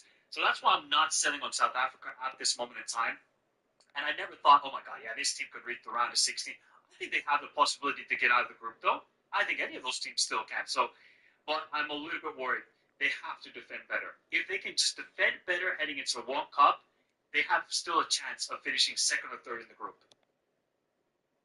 So if you're holding your stock, I think it's fair to hold. I mean, I was holding Colombia stock when they were losing 4 out of 5 games. Yeah, you were a crazy man for doing that, but now you look like a genius. I'm still holding. I ain't selling one freaking stock, and I'm not giving out any of this money to charity afterwards when it triples. But do you think the price went down? If you're not selling, do you think the price went down? Okay. 100%. It was my stock is, yeah. Before the AFCON was probably about like 75. I would say now it's about 25, 20, somewhere in that range. Okay. I think they took a massive, massive dip. Considering that they didn't really play well against Angola the first half. Then they controlled the game better in the second half. Egypt, that was a weird game because Egypt went down to 10 men. I don't really think that was ever a penalty by South Africa. It happens. The Zimbabwe game was really the alarm bells for me, though, because I think they can defend a lot better. When you watch them play against each other in the World Cup qualifiers, the games were really close, not a lot of chances between the two teams. Then the AFCON said, F it. Let's just both attack and see who can outscore each other. I don't like that approach. I think you need to have a better approach at the World Cup. You need to be defensively sound to win a World Cup. You need to be.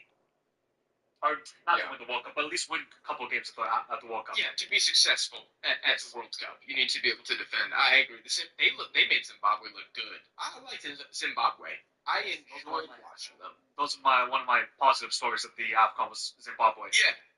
Happy team Zimbabwe. I hope that they qualify for the next tournament because I think they're a good time. Yeah, I would agree.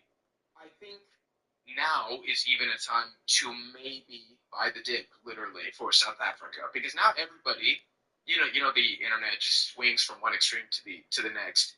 Now everybody thinks South Africa sucks and they're a terrible national team, and I'm like, hold on, like you said, the offense was quite good. I thought Lyle Foster had a good AFCON. I mean, there are moments here from the team.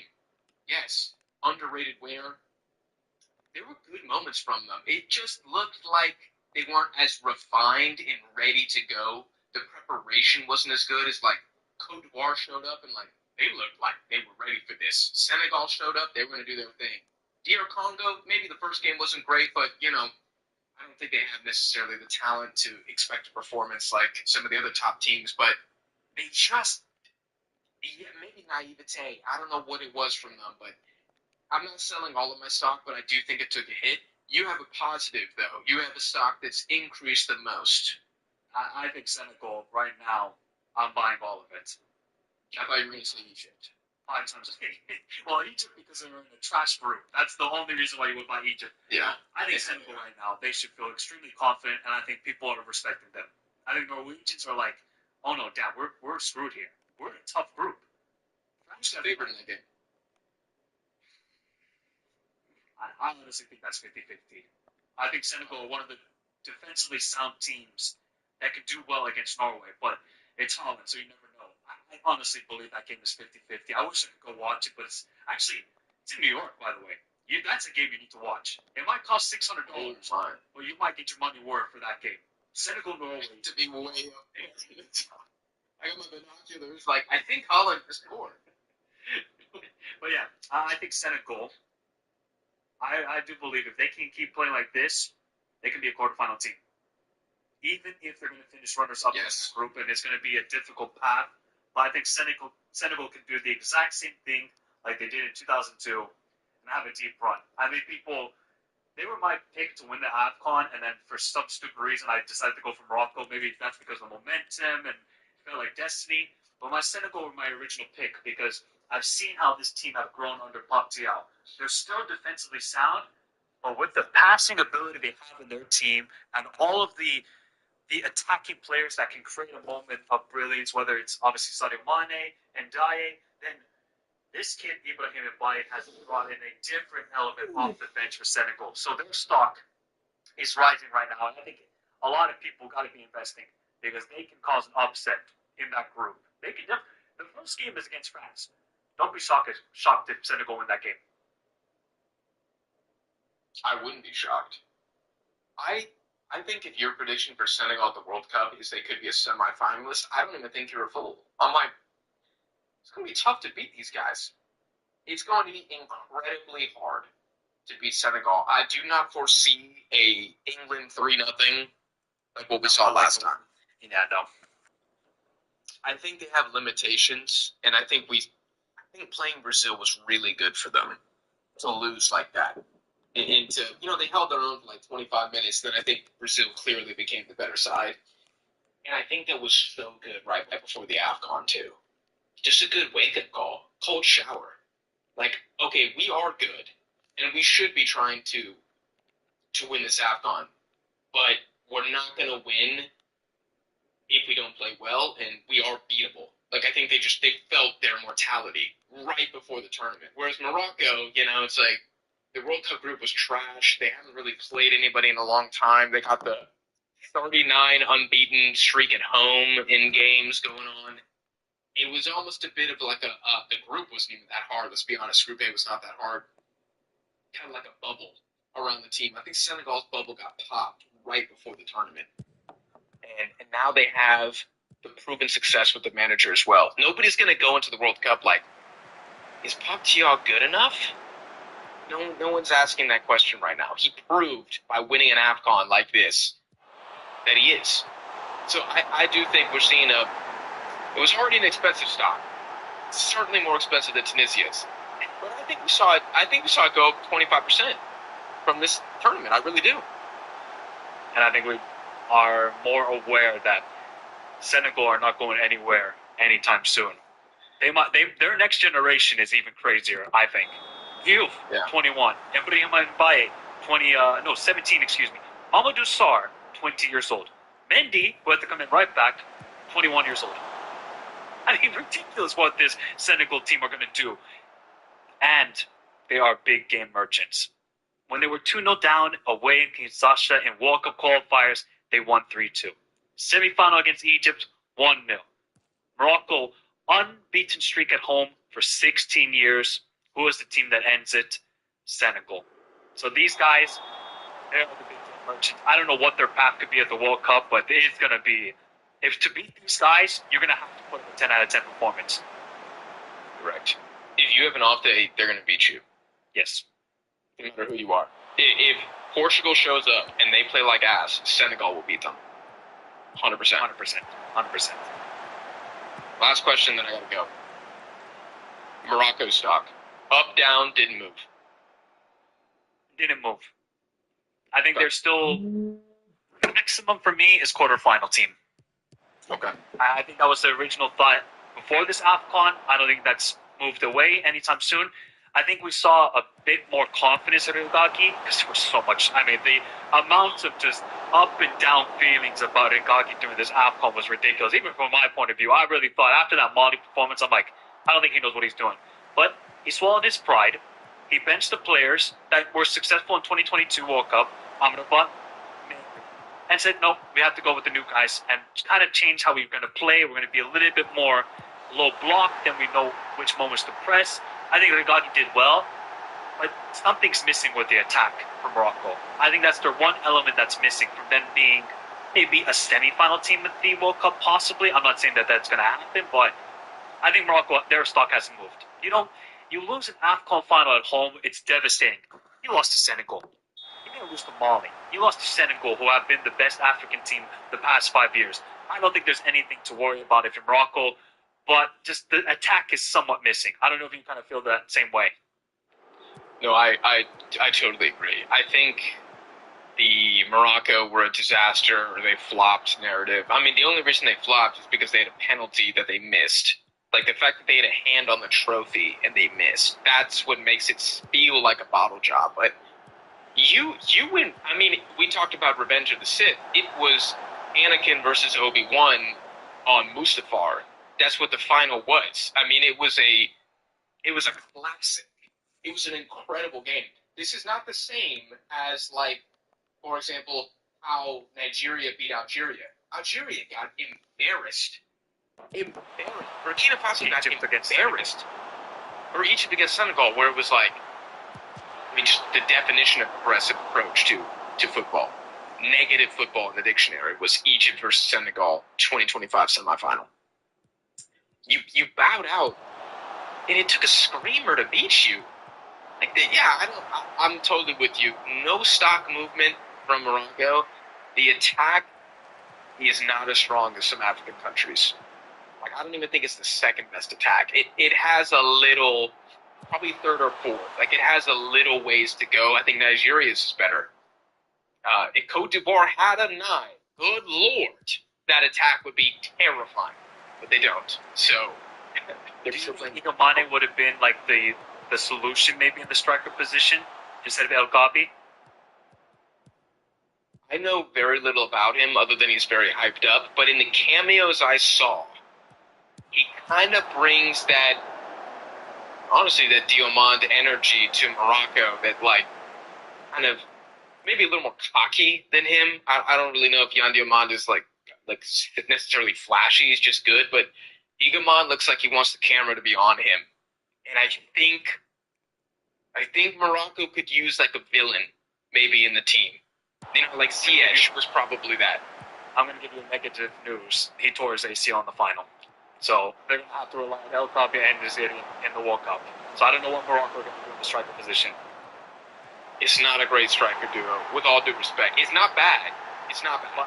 I think But we also need that sort of egomaniac player that's able to hold up play, dribble, whereas El Kabi and Neziri, servicemen. They need the service to cook. If they don't get the service, they're not involved in the build-up play, in my opinion. Mhm. El Kabi will give you one of those, like, one-touch, give and goals, that sort of link-up play, but I think they need some physical presence up front that is able to hold up the ball. If they had Osimhen, oh no, Morocco, I would then be like, okay, they can make a quarterfinal, semifinal minimum.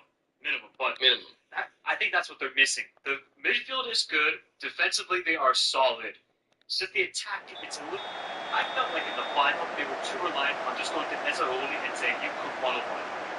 I didn't like that approach from Gregaki. That's something that he needs to work on heading into World Cup. Yeah. But yeah, stock-wise, I don't think anything moved. I think they actually performed quite well after all. The amount of pressure they were under was ridiculous, man. It was ridiculous. Even in Morocco, it's like you could just feel the anticipation of hopefully winning this AFCON. And look, it's a devastating loss, but you sometimes need these devastating losses to then get back to the mountaintop. Senegal lost in 2019, they won in 2021. Obviously, England suffered that Euro home loss. They haven't won it since, but they've been close, so maybe this is what Morocco needed to understand, hey, now we know what a big game feels like, and now we will be better prepared for the World Cup and then next summer's AFCON. Argentina losing to Chile back to back, losing a World Cup final. Like, you need to know how to lose. And Morocco, I mean, these guys haven't gotten past a quarterfinal in a while. And now they made it to a final, played very well in the quarterfinal and the semifinal. Like, this is not a historic L. It feels like destiny evaded them, but they'll get another shot at it. If they win the next one, it's all good, man. Like, everybody will love it just as much. So, the team, it's still very good, but the attack doesn't meet the expectation of the national team. Even Brahim Diaz, I don't think he's going to have a good World Cup. I don't think he's going to perform like that against very good teams. I don't. And we know how up and down he is. So he will cook against maybe Scotland, definitely Haiti. Brazil, he will struggle. Brazil have awful fullbacks defensively, so that could be an opportunity for him. I think he would struggle the most against Scotland if I had to guess in any of those games. And if he doesn't cook, exactly. I just think if you beat him up a little bit, he's not a big dude. I think if you beat him up a little bit, like it really rattles him. And Haiti, if he doesn't lose their Arcus, I think is their left back, or maybe it's not Arcus. No, he might be the right back. It's actually Providence. I think it's their left back. Or Experience. That's got a super cool name. I'm trying to remember now.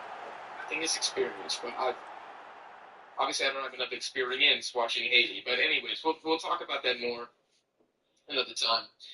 Guys, we have to end the video there, but we hope you enjoyed this AFCON 2025 award show. If there's any winner or an honorable mention for an award that we forgot to mention or you disagree with, let us know down below in the comments why. And of course, subscribe to both Dead Ball TV and Michael Talks Football, channel link in the description, so you guys do not miss future videos covering African football. Michael's probably got 30 videos in the clip right now. Ready to get launch codes, control, recap the tournament. And Nah, Palmer with a banger with again to talk about the tournament, I'm sure, either on my channel or on his. We hope you guys enjoyed. If you did, smash the like button. We appreciate you for watching. We'll see y'all in the next one.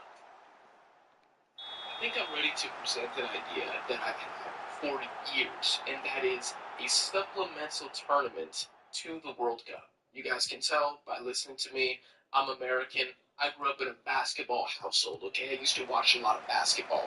And in college basketball, they have something called the NIT. It is a knockout tournament for all of the teams that do not good enough to play in the March Madness tournament, which is the Champions League. The NIT is the Europa League. And I've been thinking for so long, why does this not exist for the World Cup? I had my Greek coffee today. I'm feeling pretty good. My cold kind of went away, so I'm ready to present the argument. I don't really have a name for this idea, and I'm open to suggestions, so in the comments, please let me know what we should go with. I was thinking either the Challengers Cup, the Arena Cup, maybe something that has like silver in the name. The name really isn't that essential for this specific video. What I want to do is go with the format. I'm going to tell you guys how teams will qualify. Then we're going to do a mock draw for Jack's 2026 Arena Cup. Oh, Jesus. And then I'm going to answer some of the biggest questions and address some of the biggest complaints that I'm sure many of you already have, because I know that my fan base is full of haters. Also, make sure that you guys subscribe for more international football content here on Deadball TV.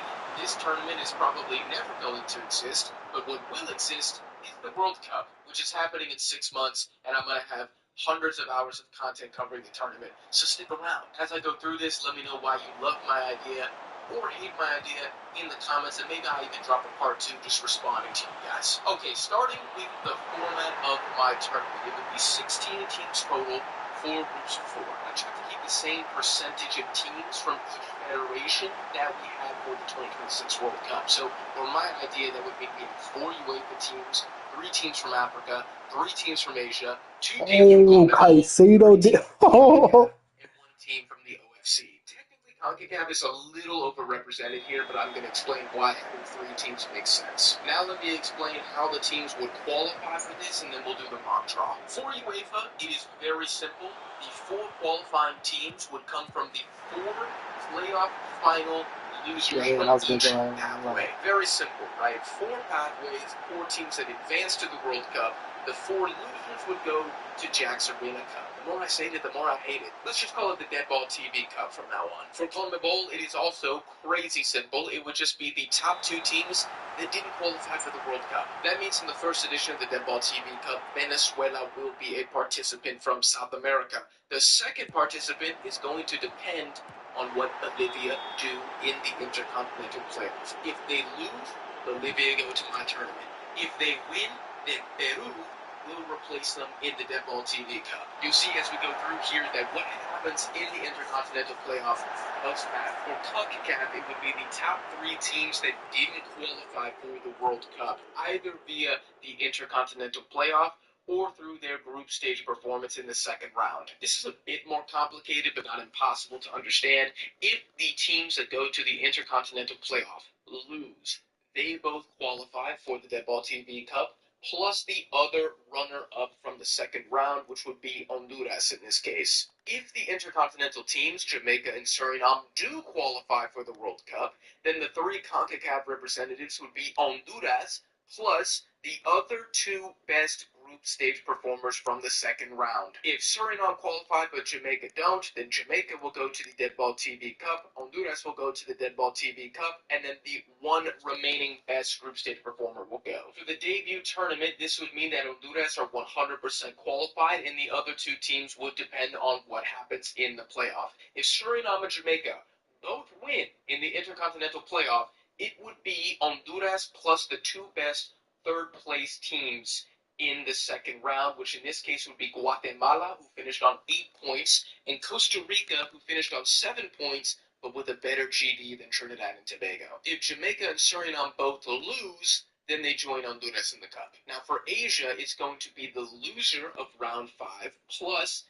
either both third-place finishers in round 4, or if the Asian team loses the Intercontinental Playoff, it would be the Intercontinental Playoff loser plus the best third-place team in round 4. So for the first ever edition, it would be UAE, who lost in the 5th round to Iraq, and if Iraq qualified to the playoff spot, it would be Oman and Indonesia, because both of those teams advanced to round 4 and finished in 3rd place. If Iraq don't qualify, then it is going to be UAE plus Iraq plus the best third-place team, which would be Oman, because they finished with 1 point, Indonesia finished with 0. Africa is also going to send 3 teams to the tournament, and that is going to be the loser of the second round play-in final, plus the 2 best group stage runners-up. Meaning in the first edition, it would be Nigeria, who lost to DR Congo in the play-in final, Gabon, because they had the most points during the group stage, they had the best group stage of the runners-up teams, and Cameroon, who were the second best runners-up from the group stage. Now, same situation here. If DR Congo lose in the Intercontinental Playoff, they will qualify for my tournament, meaning Cameroon will not. And quick sidebar here, I feel like this is another benefit of having something like this, because it incentivizes teams to keep taking qualification seriously, even if the possibility of winning the group is no longer there, right? Like, let's say the team in first place has a 5-point head start. You still have an incentive now to be as good as you can in second place, because it might mean that you qualify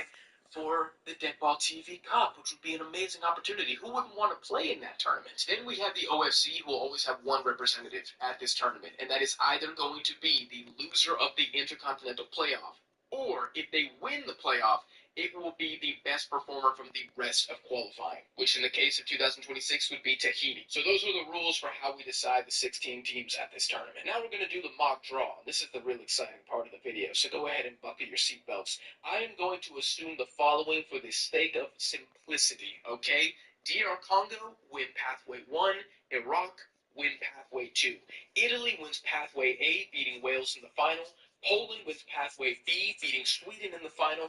Turkey wins pathway C, beating Slovakia in the final, and Denmark wins pathway D, beating Ireland in the final. Meaning the pot ones for the Deadball TV Cup are Wales, Nigeria, Sweden, and Slovakia. The pot twos are Venezuela, Cameroon, Ireland, and Honduras. The pot threes are UAE, Jamaica, Bolivia, and Gabon. And the pot fours are Oman, Indonesia, Suriname, and New Caledonia. After putting all of these teams in my magical sorting hat, we have the following groups. Group A, Wales, Honduras, Bolivia, and Indonesia. Oh, Group Tony, B, we have Tony's Nigeria, ACL. What the? Cameroon, spicy, UAE, and New Where's the Caledonia. sportsmanship? Group C is Venezuela, Oh, Jamaica, and nah. Group D is Slovakia, Ireland, Gabon, Rats. Suriname. What's Okay, all up? the groups together now. What do you guys think? Any excitement here? I think there's a little bit of excitement in Group B, Nigeria, Cameroon, UAE. I think that's actually very exciting.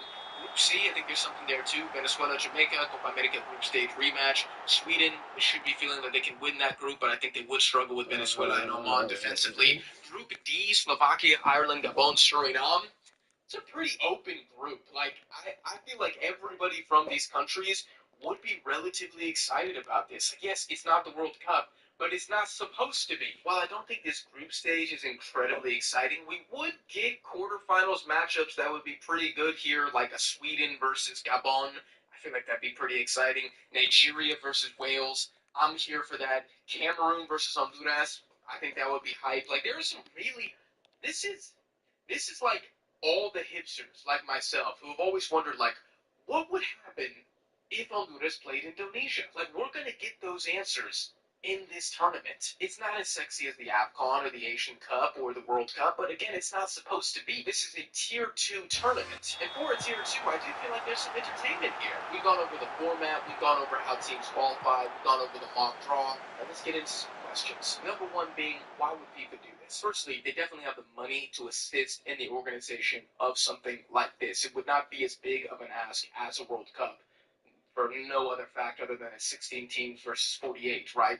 Second, I do think there's enough here to, if not break even financially, to at least soften the blows significantly. I mean, we're talking about Nigeria and Indonesia in terms of population size. I mean, just that right there, you're telling me nobody would be interested in sponsoring this? I mean, if the Conference League gets sponsors, then surely the Deadball TV Cup could also pick up something. Maybe AT&T, throws bone at it. I don't think that's impossible to think. And also, I think there's a precedent already set by FIFA that they would be interested in putting on and assisting in the operational costs and the organization of a tournament for the sake of competition. Look no further than the FIFA series. This is basically the FIFA series on steroids. Another question is who would host this thing, and there's a lot of options we have here. Option one, and this is the least feasible, is that a qualified team bids to host the tournament. And I don't think this makes sense because a lot of these teams won't even know that they're going to be here until potentially 3 months out from the tournament.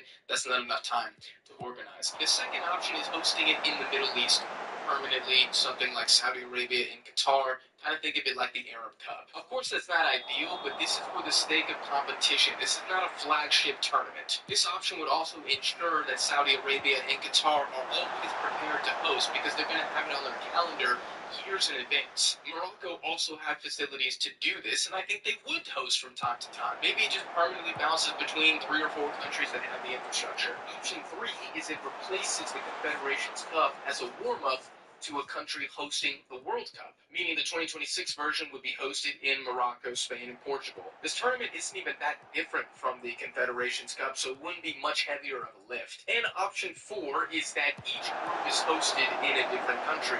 This is harkening back to the FIFA series, where each one was hosted by a different country. This would make the logistics more manageable, and then maybe for the knockouts specifically, those are all hosted in one specific location. I want to circle back to the would anybody care and would this even matter argument, because I feel like I can take this down pretty comprehensively, right? For starters, the entire reason that international football now has a Nations League is to give national teams more competitive games. It is to replace friendlies with something that is supposed to matter more. Well, how about instead of a Nations League group stage, you give smaller countries an opportunity to play knockout football? That is real experience that's actually going to benefit them. Bolivia playing Sweden in a knockout game, that's going to be a real impact. This is also something that the FIFA series was supposed to do, and I'm pulling this straight from the FIFA website. Quote, an event designed as a pilot project to increase competitive opportunities in inter-confederation play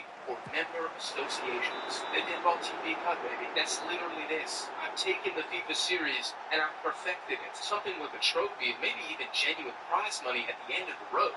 Most of the teams here would take this seriously. We could even make it a little extra fun and be like, hey, if you win this tournament, you automatically qualify for the next World Cup. Just like how the Europa League winner qualifies for the Champions League. If that is up for grabs, every single team here is going all out. National teams aside, this could also be the guinea pig for any new rules or new technologies being introduced to football. If you want to try out the new Arsene Wenger offside rule, why don't you test it out in the Deadball TV Cup and see if it works? It would also be a great opportunity to give referees more experience, to give the assistants and VAR more repetitions. I really don't see a bunch of negatives here with my idea other than it will result in more games being on the calendar. But the cat is already out the bag with that, guys. Like, the club football schedule is just grown and grown and grown. It's not going away. The number of games is never going to decrease, so we might as well just get over it. And you know what? If the players are too tired, then they don't have to participate. Maybe Slovakia sends a B team. Sure, who cares? Honduras probably isn't going to. UAE's probably not sending the B team. The vast majority of teams here, especially if the winner qualifies for the World Cup,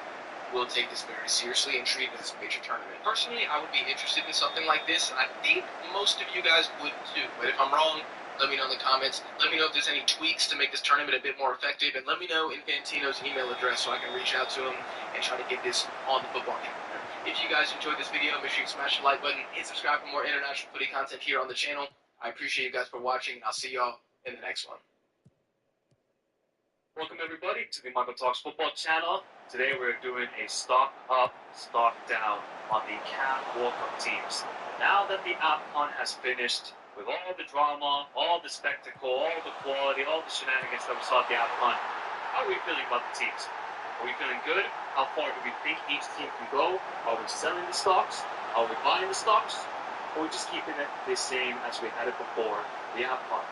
Today, we got Jack from Deadball TV, who watched the entire AFCON and is now a certified AFCON lover. I think I can say that right now after this AFCON, and he will definitely be covering the next AFCON as well, and will be praising Algeria throughout this video, as we know. He is now the number one hater of the Jamaican national team, number one hater of the Croatian national team, number one hater of the Algerian national team. Add Trinidad and Tobago to the list, and I think we're complete. Any Asian teams? The Indonesians think I hate them, but I don't. Oh, UAE. 100% UAE. UAE, okay. AKA the Brazil Z team. Let me know your thoughts in the comments down below. How are you feeling if you're Egyptian, Moroccan, Senegalese? Are you feeling a little bit better after this AFCON? Do you think you're going to do well at the World Cup? Because, people, we're only 5 months away until the World Cup begins. The 48 teams.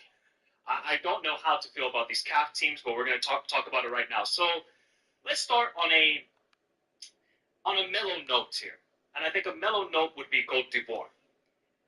Côte d'Ivoire were a boring-ass team in World Cup qualifiers. I had to watch them play against Kenya, Gambia, even though Gambia were a high-flying team, and just have a 1-0 snooze fest. Like Jack likes to say, they were the Snorlax of African football. All the time, it's just so repetitive, boring football from Côte d'Ivoire. So then when they announced their squad and there was no Pepe, no Adingra, they're going to go in a new direction, even though maybe those players will be involved at the World Cup. I didn't know what to expect of Côte d'Ivoire at the AFCON.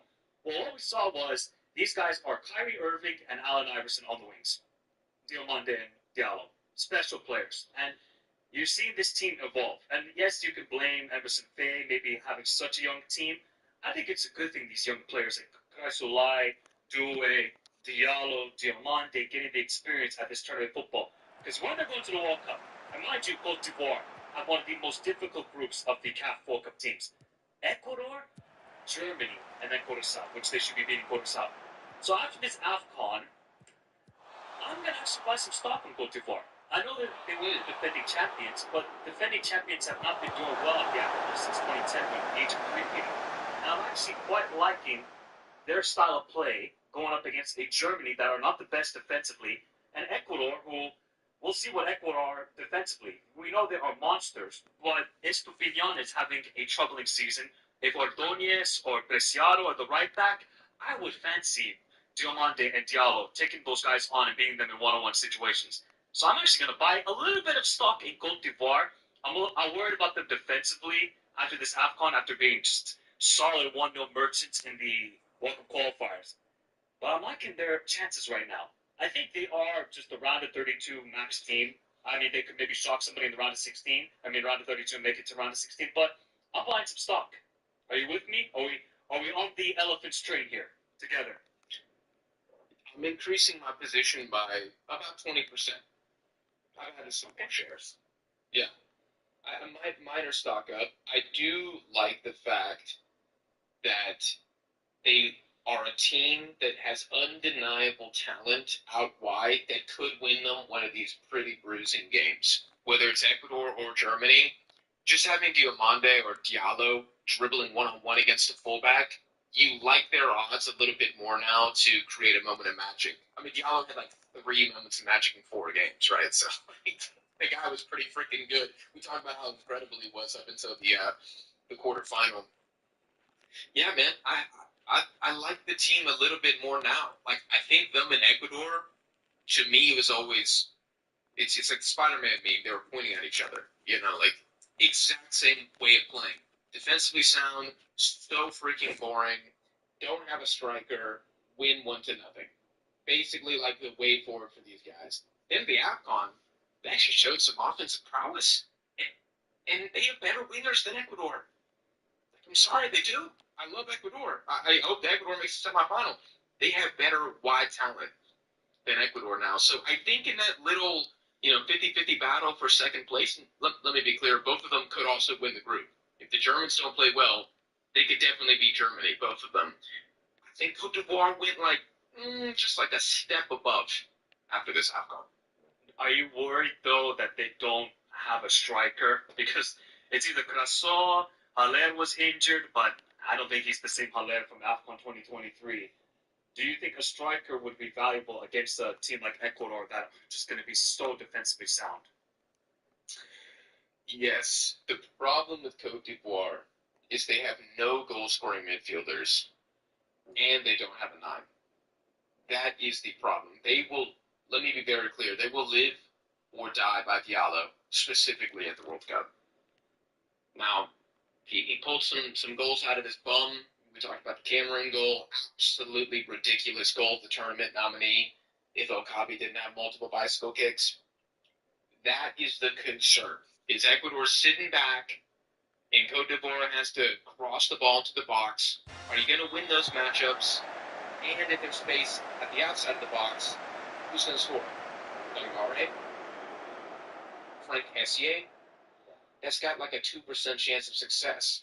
That is the problem for these guys. So that's why I'm buying like 15% more stock. I'm not doubling it. I'm not going plus 50% because the problems are still there. They just look a little more fixable, but not by much. I think they're better suited to play against Germany. I think Diomande and Diallo can cause a lot of trouble to Germany because that's one area that Germany are quite weak in is the fullback position. Kimmich will probably play right back. I don't know who the left back will be at this moment in time.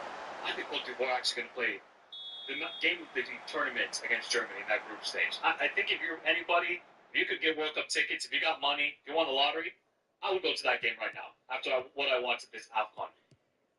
It's just like, off the bench, I think Pepe will be a difference maker too. He wasn't selected. I think those off-field issues that Pepe had. He made some comments about Morocco and other stuff with diaspora players.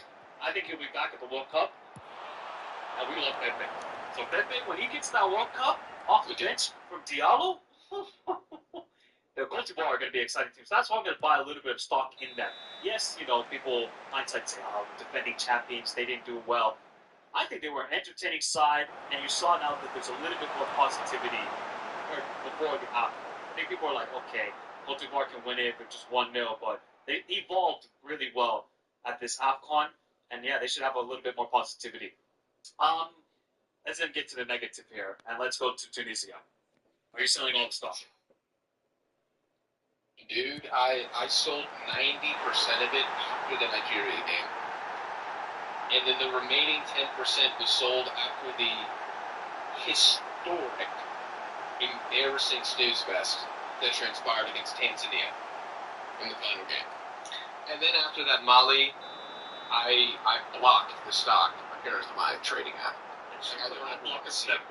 I put an ad blocker on the Tunisian stock, and I really wanted to like this team. And Hannibal Mejbri is a truly gifted player, and there is a possibility with the new manager that they just, roll a double six on the dice and they go back to Tunisia of old. The tough as nails one to be, defensively solid, don't concede any chances. But unless they have a perfect role with this, I didn't see a ton of talent. We're just talking talent, like Cote d'Ivoire's talent is why I feel better. So they didn't see anything outside of Hannibal. Let's not even talk about the worst goalkeeper at the AFCON. Outside of Hannibal, I didn't see anything to make me go, you know what, these guys could beat Japan. These guys could stun the Netherlands. Nothing. Sold it all. Blocked. Blacklisted. It's gone. Respectful. Until the next time. I think it's not looking bad for Tunisia. I think before the AFCON, at least when the draw happened, people were like, okay, Tunisia, they're going to be a tough team to play against the Netherlands and Japan. But they can stifle them, they can maybe be resolute defensively. But I kind of saw the signs a little bit more qualifiers that they're not like the best defensive team, and then they got fully exposed, I think, in this AFCON. Can you remind me, in qualifying though, didn't they concede like freakishly few goals? Oh no, they conceded 0 goals, but they gave up chances. They gave up chances to every team. I remember watching them against, was it Namibia? Namibia could have easily scored 2-3 goals in that matchup, and they just couldn't convert their chances. So while they did not concede a goal in World Cup qualifiers, I think compared to Cote d'Ivoire, who also had the same record, Tunisia were not a good defensive team. And then the AFCON, it's like, they catfished us with that Uganda game, and then they said, nah, we're going to be, absolute ass. And that's respectful to all my Tunisian. Absolute ass performances. Now, I think they have talent. I think Garbi is a really good player. Elias Saad, obviously Hannibal Mejbri, Skiri, Abdi left back. But the two worrying positions for Tunisia is obviously the goalkeeper. The two center backs are not good enough. And then I don't know who the striker is. So when you have 4 vital positions, the spine of the team that are not solidified or not good quality, and you're going up against Japan, Netherlands, and another UEFA team, RIP. RIP. I don't think this is the same team as when they could go in 2022 World Cup and beat France with, obviously, Kaziri, and obviously, like, Dooney in the midfield. Those guys were, they led Tunisia. They were do anything for the national team. I don't really feel that vibe with this team other than Hannibal Mejbri. Hannibal Mejbri deserves to be captain of Algeria, Morocco for the way he plays. I think the guy was just hard out there all the time, and he was getting his ass kicked in the Mali game and still recovered. But yeah, I'm not selling my stock on Hannibal Mejbri. Actually, probably would buy 100% stock on Hannibal Mejbri. Tunisia, yes, you got to sell everything. I mean, it would be a smart investment right now. Now, heading into the next summer's AFCON, we'll see how they do. Maybe you can buy a little bit of stock there. But for this World Cup, I mean, if they were in a group with Egypt, I don't think I would sell all the stock, but just because of their group, I think it's worrying times here for Tunisia. And then speaking of Egypt, it's a difficult one. I don't know whether it's the same. I haven't sold anything. I haven't bought anything, and that's merely just because of their group. I think that's the only point of view here for Egypt, is that they're easily in the weakest group in the World Cup. If they were in a group that with Algeria had or that Ghana had, I would not feel really confident about Egypt. But the fact they're going up against New Zealand, which if you told an Egyptian before the World Cup you get drawn with New Zealand, that's a dub. Iran, I would slightly give the advantage to Egypt still, maybe like 60-40. I still think it's going to be a quite close game. And then obviously Belgium, Belgium not the Belgium from the past, but they are still going to be heavy favorites in this group. From this AFCON, I just see that they're so reliant on Marmoush and Salah, and they get nothing from the midfield. And defensively, they are still not a good team, just like I predicted before these AFCON. And Hossam Hassan is just, he's such a legendary player for Egypt, but tactically, he gets it right one game, then gets it awfully wrong the next game. He doesn't have a consistent starting lineup. So that's my big worry. And El Shenawi, the goalkeeper, legendary goalkeeper, he needs to be benched. He cannot go to this World Cup. He will be a disaster, and he will cost Egypt at this World Cup. So I'm not selling anything. I'm not buying anything. I'm just kind of at the same point of view for Egypt. I don't know if you have the same theory here, because let's be honest, their group is not the most difficult. No, I think pre-AFCON thoughts, you would have said favorites against the Kiwis, even against Iran, probably lose to Belgium, and I have the exact same thoughts post-tournament. And I'm not going to sell stock, even though Egypt are pretty uninspiring, because of how beatable Iran also are. And when you have two games in the group in which you can realistically win, like if Egypt have a good game against Iran, they can absolutely win. Then I don't know. I'm not going to get swayed too much. Like maybe if Iran in the next friendly window are playing like Uruguay and Colombia and beat both of them 3-1, then maybe I'm selling a little Egyptian stock. But I'm holding firm. I think everybody's had the same opinion about this group since the draw, and it hasn't changed. That is the weakest group of the World Cup. And probably respectfully, the least exciting. Like, I don't even think Iran-Egypt is that much of a hallmark game. Like, I will like it because it's kind of like dying Asian superpower versus Asian African superpower. Like, all right, Asia versus Africa. You know, I love those cross-federation games. Two dinosaurs going up against each other. It was like when Mike Tyson came back to fight. You know, that's pretty much Mike Tyson versus Jake Paul. If Jake Paul was like 15 years older, then yes. Okay. Yeah.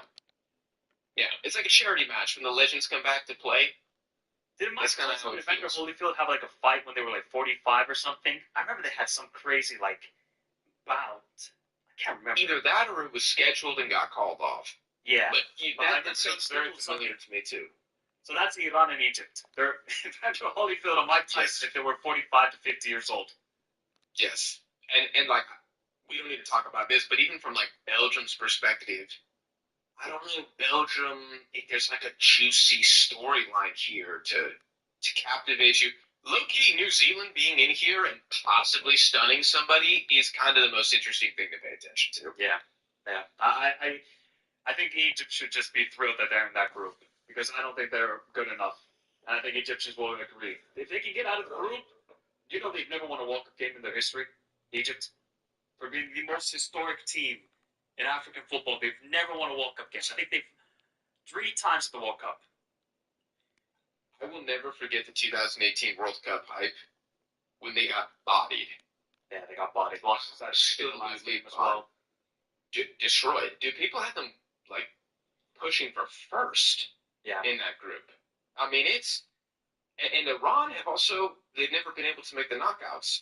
So you got like 2 old cornered animals. Never won a game either. So there we go. So you see the picture that we're painting, ladies and gentlemen. I mean, it ain't the most beautiful canvas. There's something there, like who can make history by virtue of the luck of the draw, to make it to the knockouts for the first time. But yeah, I don't know.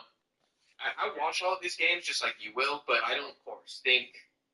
You know, it's not like Cote d'Ivoire, Germany, like games that we're incredibly hyped for. I don't have any of that in here. Yeah.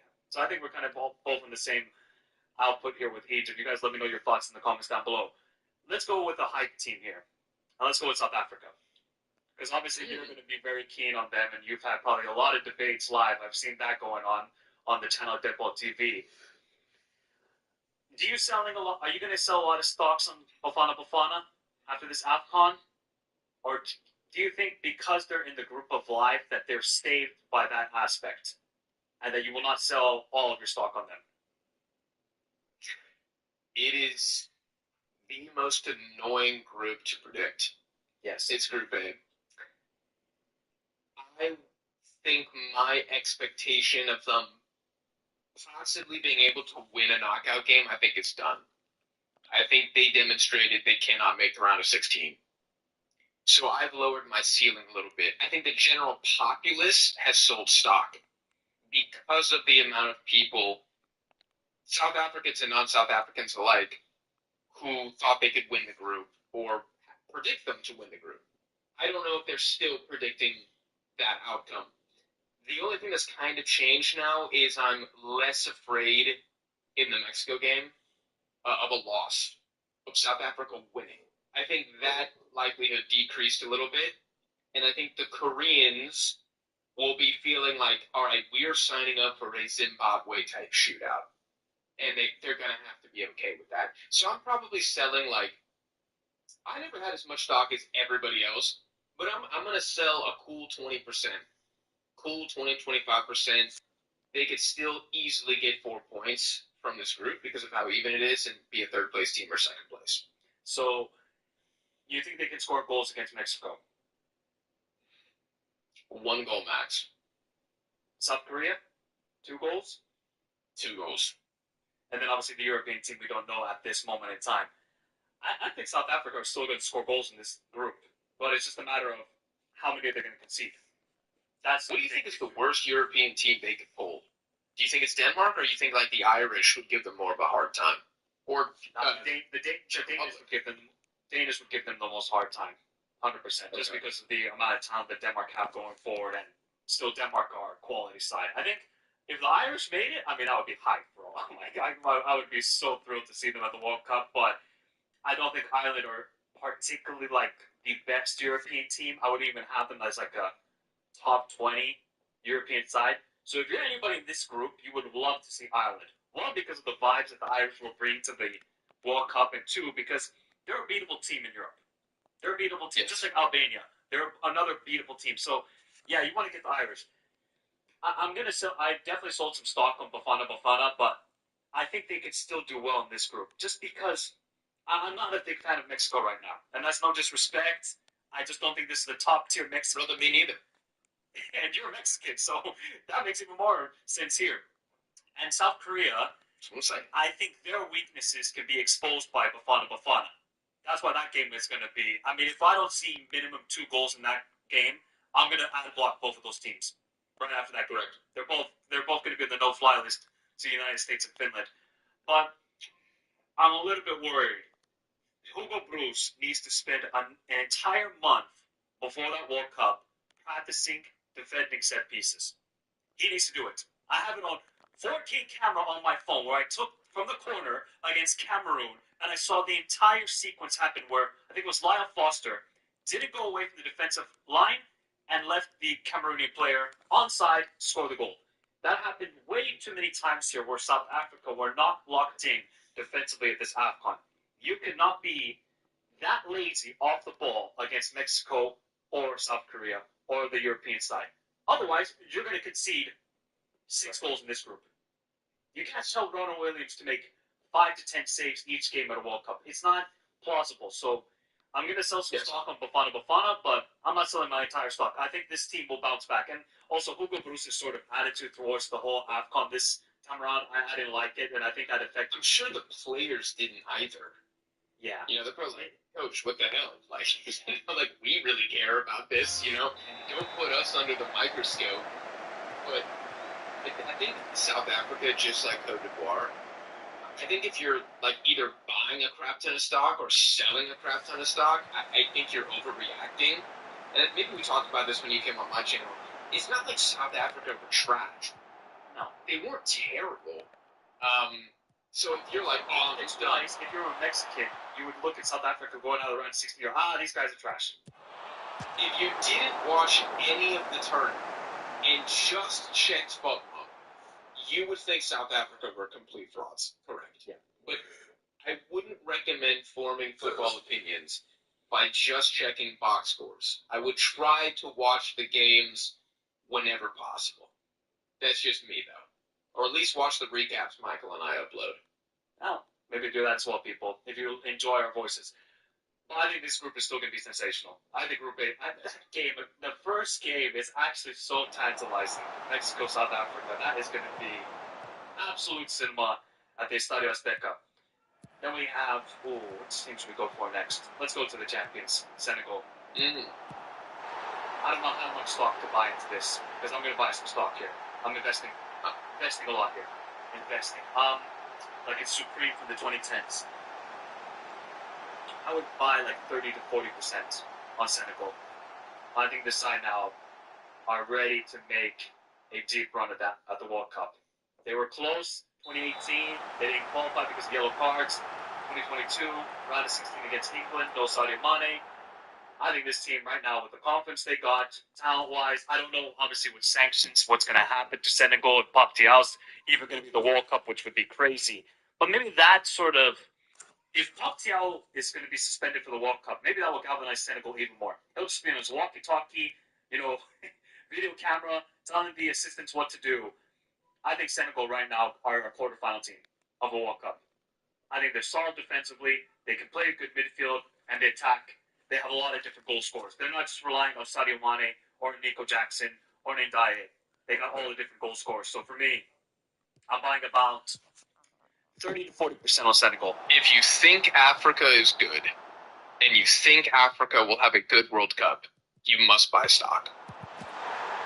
The only way to not buy stock in Senegal is if you believe Africa will fail overall. You have the thesis, the continent is weak.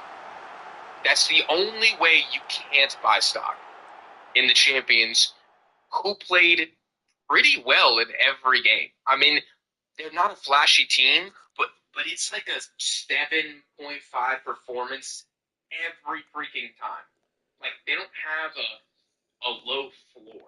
So I'm going to be like you. I'm buying about 30% stock. I think that they're going to be able to get something against France, and I think they're going to win one of those games against France or Norway. I think they're going to win in one of them. But those games are going to be insanely competitive. And it's vital for one of those teams to actually, I think, if you finish runners-up in that group, if memory serves me right, which group was it? Was it Group I? Okay, so Group I, if you finish runners-up in Group I, you might be playing Germany or Cote d'Ivoire or Ecuador. What is it, out of the fryer into the frying pan? Or what? Into the group? Your reward is England. Yeah, it's like, gosh, man. I mean, hey, the team will be battle-tested by the round of 16. You could say that. Oh, yeah. It'll be like, anybody who goes through that is like, we can win the entire tournament. Easily. That's what they'll feel like. And they will have a rap sheet that you must respect at that point. And I always say this about Senegal. They are the big game merchants. Maybe they won't destroy a Kenya or a South Sudan. But when they go up against DR Congo away, Morocco away, they will beat these teams. They went away to England. I know it was a friendly. They beat them 3-1. The first ever African team to beat England. So these guys just know, they get it. I know they had the not so great game against Brazil, but I would really like Senegal, man. I hope they do well at this World Cup, and they got the players and they got the bench. So let's see if they can do it at the World Cup. But what do you people think? You're going to buy more stock into Senegal? You selling some stock? If you're a hater, let me know your thoughts in the comments down below. Hey, there's haters everywhere, bro. There's haters everywhere. I need to see the argument written out 5-paragraph essay format if you are selling stock in Senegal after that AFCON. That's ridiculous. Hey, man, we live in a crazy world. Anything's possible. Let's then go to a team that Jack was hating during this AFCON, and that's Algeria. You know what? I'm going to actually buy some stock into these guys. There's not going to be a lot. I'm going to buy about 10%, 15%. I'll stick around there because I'm actually believe they had a good AFCON. I know the game against the Super Eagles was bad and they were terrible. We get it. Algerians will say in the comments, like they have for the last couple videos, the referee was against us. The ref did not stop you from having your first shot in the 80th minute of the game from Bonajad. I repeat this over and over again. That was a terrible game. You can move on. But they definitely had some positives. They beat one of the toughest teams right now in DR Congo. They topped the group. They won every game in the group stage. Then in the last two AFCONs, they got embarrassed by Mauritania and Sierra Leone and Equatorial Guinea. So for Algeria, this was a positive AFCON. Now, going into that World Cup group, I think they could beat Jordan just because Jordan missed their star player, Al-Mahmoud, even though that game's still going to be sensational. Austria is kind of like a revenge game for Algeria for what happened in 1982 World Cup in Gijón. And Argentina, I don't really give a chance to Algeria in that game. So I'm a little bit positive here for Algeria. I think they can get runners-up in that group. And with the AFCON, it just Petkovic has to find his best 11. Is that dropping Amares? Is that bringing in Guri into the striker position? Is that bringing in, Bonajad into the striker position? That's the problem that Petkovic will have, is what sort of style of play will he implement into these games? You could clearly tell this team does not thrive on just being defensively solid for 90 minutes, because when you did that, you got destroyed by Nigeria. So you're going to either have to take the game to an Austria or a Jordan and just fancy your chances. You have nothing to lose if you're Algeria. This is your first World Cup since 2014, where in that World Cup, my God, that team almost knocked out Germany in the round of 16. I'm going to buy a little bit of stock here on Algeria. I don't know how you feel after that Nigeria game, but maybe some people have some sour taste about them because of that performance. I think there are parts of Algeria that are stock up and parts that are down. I'm not going to sell any stock, though. I mean, me and Algerians did disagree during the tournament, and they thought I was very disrespectful. But I did predict them to win the group, which they did. So if I hate them, then I'm doing a terrible job there. And then I predicted them to lose in the quarterfinal, which they did. So I don't know where the hate comes from. It sounds like I know the team quite well. That's kind of what it sounds like. But anyways, I think the problem for them will be generating chances against some of these teams. You and I talked about Mahrez especially. I don't know what type of impact he's going to have at the World Cup in these games. I think Jordan is probably his most favorable matchup in terms of like winger versus fullback. I don't know how they're going to do against a physical team like Argentina. I agree with you that if they sit back, I think they're cooked in this group. Yeah. The biggest positive for me from the AFCON is I think there's a couple players, some young players, Massa included, who clearly belong in the team. And I think will be starting at the next World Cup. I think they proved they can win very ugly, which is incredibly important for World Cup success. That DR Congo game was the closest thing to like Nate Diaz, Conor McGregor that you're going to see at an AFCON. It was such a amazing competition between two teams. And if Algeria does want to make it out of this group, they're going to have to play like that. And they did it against Burkina Faso too. Another strong team, not a good AFCON, but a strong team, tough team to beat. And they kind of just like grinded out these two pretty good wins for a team that had been grouped at three straight AFCONs? Or two. Yeah, this would have been third. So that's the biggest thing for me. I would maybe buy like 5% of the stock because of what's happened to Jordan, unfortunately. But no more than that. I still think they have weaknesses. Right now, would you have them second place in that group, or would you have Austria? Yes, I would have them second in the group right now. Ooh. That I would say, is that a hot take? No, I wouldn't say that's a hot take, because maybe Austria have sort of dwindled down in their performances since the Euros, where they were really good and they had a lot of hype into there. But I think Algeria have the pieces to be in Austria. It's just, how will they get the goals in this group? Other than Mahrez scoring a penalty, who will be that guy? Amoura needs to step up. I think their midfield can compete against the midfields in this group, though. I think their midfield is really good, Algeria.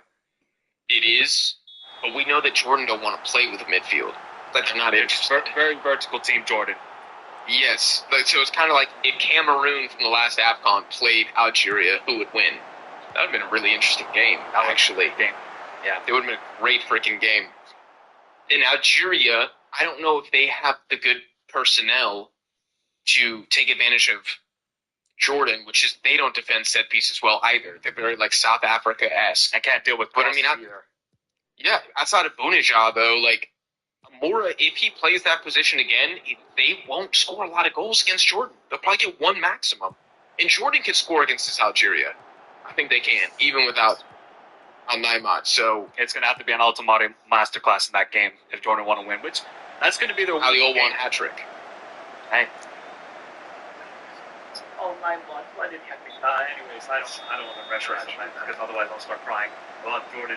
But yeah, I think a little bit of stock is bought with Algeria after this because some people probably sold a lot of stock after the Nigeria game, which rightfully so because the performance was bad. But you have to take in context the entire AFCON. This was a very positive AFCON for them, and they got some confidence heading into the World Cup. They have an identity. Some of their star players didn't show up. And dude, they lost to the best team that's not going to the World Cup. Yes. I don't care if Italy don't qualify. I don't care if Turkey don't qualify. I'm still like Nigeria playing like that will be the best team that is not at the World Cup. It's okay. Like, yeah, it's not a disaster class for the Algerians. And it's you really get a not. DR Congo team that are very difficult to beat. And DR Congo got a draw with Senegal. So if you're Algeria, you should be very proud that you beat DR Congo the fashion you did, will be in the scoring a screamer goal. Yeah, look, I think if you're Algerian, you should be happy. You should be happy. How do you think Moroccans feel? How do you think, obviously, maybe the general public will sell all stock of them, not because of the on-field stuff, but the off-field stuff, but we're obviously keeping it here on-field in Morocco. Kind of sold some stock in the Brazil game, but I feel more confident about Scotland and Haiti. I also feel less confident they can make a semifinal again. Like that, does that make any sense? Like there are certain like scenarios where I'm like, I think Senegal will go the furthest of the African teams here. I think Morocco, the attack is too average right now. The defense looks very good when the whole team is defending like that. But they don't have a ton of teeth. And, whether it's fair or not, they did score a lot of goals at this tournament from the penalty spot, from set pieces. Is that going to be replicated against Brazil or Scotland or anybody competent at the World Cup? I don't know. I like the defense more than I did before the tournament. I like the offense less, and I like the midfield a little more as well. The striker, I mean, we saw El Kabi like when the competition really got stronger when you weren't playing Comoros and Zambia, he was not effective, and that's going to be a concern. Maybe not against Haiti, with all due respect, but it will be against most other teams that they play at this tournament. So I would say, damn, I mean, am I buying or selling a single thing? I don't know. Maybe it's good that they failed. Maybe I'll buy 10%. Maybe I'll buy 10% just for not even for this World Cup, dude. I'm looking at 2028. I'm skipping the next one, too. I'm thinking very well. I'm going all the way forward. 2028, I'm buying investing till 2030. 100%. I want to pay that reduced tax when I sell out. So I'm buying now, so I'll hold it longer. Yeah, I'm buying a little bit of Moroccan stock. Okay. I'm not going to buy anything. I'm not going to sell anything. I think I'm at the same with this team. I think they're around a 16 team. I think the midfield has improved, though. I think Regragui, he grew some cojones and finally dropped his main man, his doppelganger in Amrabat, and said, you know what, the journey's done. We cannot go anymore as twins. I got to go on my own here. Amrabat, you're going to be benched. You're basically going to be an assistant manager. And I think the midfield is now really good. I think that midfield can compete against Brazil with Ala Nui, Unahi, who's going to be back from injury. Obviously, then it's either going to be El Hanous or Saibari in the forward position. But yeah, the attack does worry me. In open play, they really didn't generate enough. Like, it was mostly from Ezauli, and a guy that we both have watched a lot. He's a very frustrating player. When he's good, oh man, he's good. You know what I call him? I call him the Moroccan Garnacho. When he's good, love the player. When he's bad, he's really, really bad. So Are you going to rely your entire attack, how to generate the chances, move the ball forward with Ezaouli? I would not then have a lot of confidence in Morocco being a dangerous team at the World Cup. Yes, they could still be very good because of Hakimi, and we didn't really see the best of Hakimi because returning from the injury. And their World Cup path is pretty difficult. If they finish runners-up, they will face the winner of the Netherlands-Japan group. Can you imagine we get in round of 32 Japan versus Morocco? I might sell my house and go watch that game. The streets need that game. Yes, the streets definitely need that game because that would be like the best of AFC against one of the best of CAF. And can finally Japan win a knockout stage game? Most likely not. Yes. Two managers that are hated, Moriyasu and Inaki, by their own people. Yes, and the storylines. If Morocco loses to Japan, I mean, that's when everybody sells out. That's when everybody sells the stock and says, Chip 2022, fraudulent, this AFCON, it was the refs. I mean, like, all of that is going to come flooding back to Twitter. If they win, then Japan will feel like they are permanently cursed. And people will say, I told you Asia sucks. That's what will happen. Oh, that will be the main thing. You cannot compare AFC with CAF ever again. Oh, look at superior CAF here. Even though, I love African football, but I think that's ludicrous to do. But that would be such a. But if it is Netherlands versus Morocco in the round of 32, Amsterdam is shut down. It is shut down with the amount of Moroccans that live in Amsterdam. Oh my God, that would be a war zone there. They have hella Moroccans in Amsterdam? Oh yeah, they do. Like a lot. Oh, I didn't know that. Yeah, I figured Spain. Saibari is born in Netherlands. Other players are born in. A lot of Moroccans are born in Netherlands that have represented national team. Interesting. Like more so than France. No, I think there's more. I know he's born in France because his dad was a tennis player. Hakeem Diaz were born in Spain, so they're mostly from those three countries. The other players in Morocco.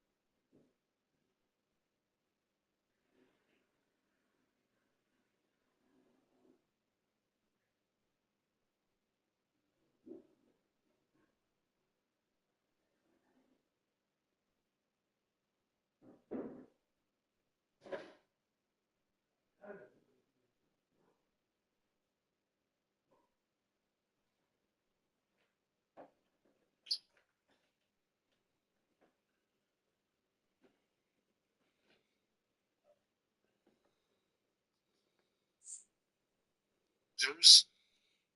But the attack is worse than I feared. Defense looked just as good as I thought. I thought Mbassi had a pretty good tournament as well at the keeper position. This is not a Tunisia situation. But that attack, man, it's not. Do you think it's a tactical thing, or do you think it's more personnel? I think it's 80% personnel. I don't think they get a lot of separation out wide, one-on-one. Like, they're not beating their man very often. I don't see the goal-scoring threat or like the guys crashing the box that often from the midfield.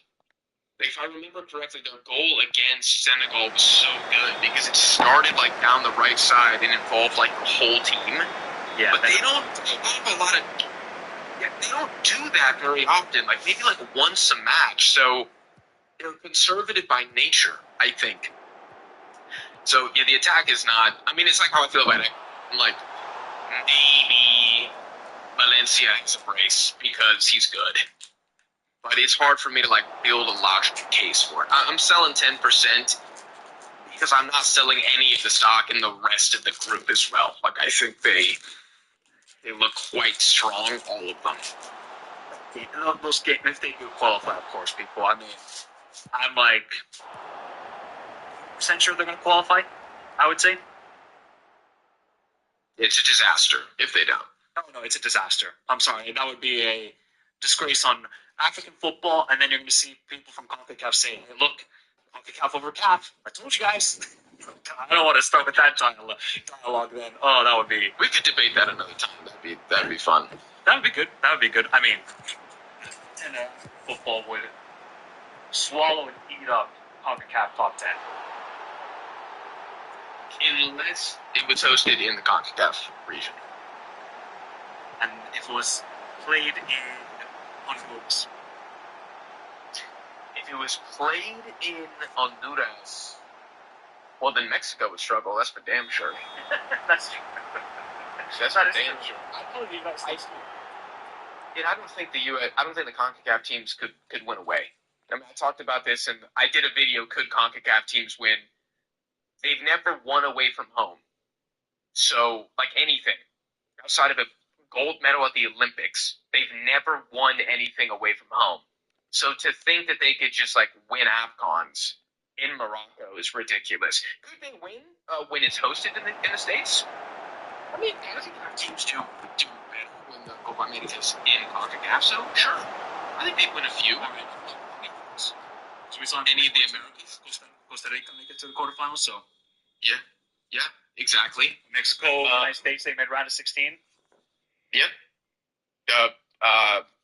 USA made the semifinal in the 2016 Centenario. Then they lost to Colombia in the fourth place game. So Canada, obviously third place. Anyways, we're getting off track here. They would maybe win a few all time, but it would be less than, I said 2 to 4 all time. If they played some games in CONCACAF. Well, maybe they would never win it. This debate solidified because on May 31st, we had the United States going up against the champs, Senegal, in a friendly. So you can settle the debate there, people. I don't know how well the teams are going to be prepared because that's still 11 days until the opening game for at least the United States. That's 11 days out? Yeah. May 31st is United States Senegal, then June 6th is United States Germany, then June 12th is against Paraguay. But USA Senegal, that's a game though. Oh, that's a game. But right before the World Cup, I feel like they'll be 50% going. I don't know. Yeah. That's a 1-0 Senegal to me. Yeah, it's going to be heavily rotated. I don't know how motivated the players are as well. I'm sure after a club season. An injury in a game like that right before the World Cup? Absolutely not. Yeah, you're taking a massive risk there if you're a team. But anyways, people, let us know your thoughts in the comments down below. Are you selling your stock on some CAF teams? Are you buying your stock on some CAF teams? Let us know all your thoughts in the comments down below. Remember to subscribe to Dead Ball TV. We're probably going to have hundreds and hundreds of hours of World Cup content for the next couple months. So please do subscribe to both channels. Remember to follow me on all the socials, Instagram, Twitter, join the Discord, all those links. Description down below. But have a beautiful day. Stay safe in this crazy world. Till next time. Adios. The African Cup of Nations just ended, and for better or for worse, I think it was the most hyped, the most talked about edition of the tournament that I've ever seen in my lifetime. And I think given how the final ended and all of the drama, that the next edition in 2027 is going to be even more so. And I think it's a great thing for Africa. I know it's a little hot right now, but I think in the long term it will benefit the continent when it comes to football. And as someone who has a deep love for Asian football, I started thinking, what about the Asian Cup? Could the Asian Cup ever be this big of a deal, this much of a spectacle, this popular as the AFCON? And I want to know what you guys think down below in the comments. And you can define spectacle or success however you want. That's the beauty of this open-ended question. There's no right answer. There is no one path forward. But the more I thought about it, the more I think that there's a couple things the Asian Cup is missing, and I'm going to touch on a few of those things in this video. You guys let me know if you agree or disagree, and if there's something else I forget to mention, of course, let me know down below in the comments. If you guys like Asian football or African football or the World Cup, I have great news. Got a bunch of videos covering all those topics dropping here on the channel very soon, so hit subscribe. Will the Asian Cup ever be as popular as the AFCON? Again, comment down below. Regardless of what you think, we must acknowledge that at least the potential is yes. And that's not an opinion, that's kind of simple demographics. If you look at the total population of Asia, it is 4.8 billion people. That's including the Middle East. Versus if you look at Africa, it's about 1.5 billion people. So Asia is 3 times bigger than the African continent. Yet, in 2023, when both the AFCON and the Asian Cup were happening simultaneously, the AFCON had 700 million more views worldwide. So what does that say? This is a couple things. Number one, the global audience is probably more interested in the AFCON, and I'll talk about why a little later. This is something that Asia can do to improve the hype around their own continental tournament. And I think another big thing is that inside Asia itself, this tournament is not marketed enough, and it is not hyped enough, and it is not respected, it is not coveted enough. Like, look at some of the, and there's a lot of reasons for that. Look at some of the main population hubs inside Asia. China and India, billions of people, both of whom participated the last tournament. Now, neither were very good. India's god-awful. But it didn't matter. Even with India qualifying for this tournament, it didn't matter. It didn't pull the views. Whereas you look at another massive population hub, like Indonesia, I believe they averaged 100, or but they had 150 million views from Indonesia, and these guys got knocked out in the round of 16. So in 4 games, 115 to 150 million views from Indonesia. What is that? That is culture, which is a problem in this dialogue about the Asian Cup, where football is not a priority in India.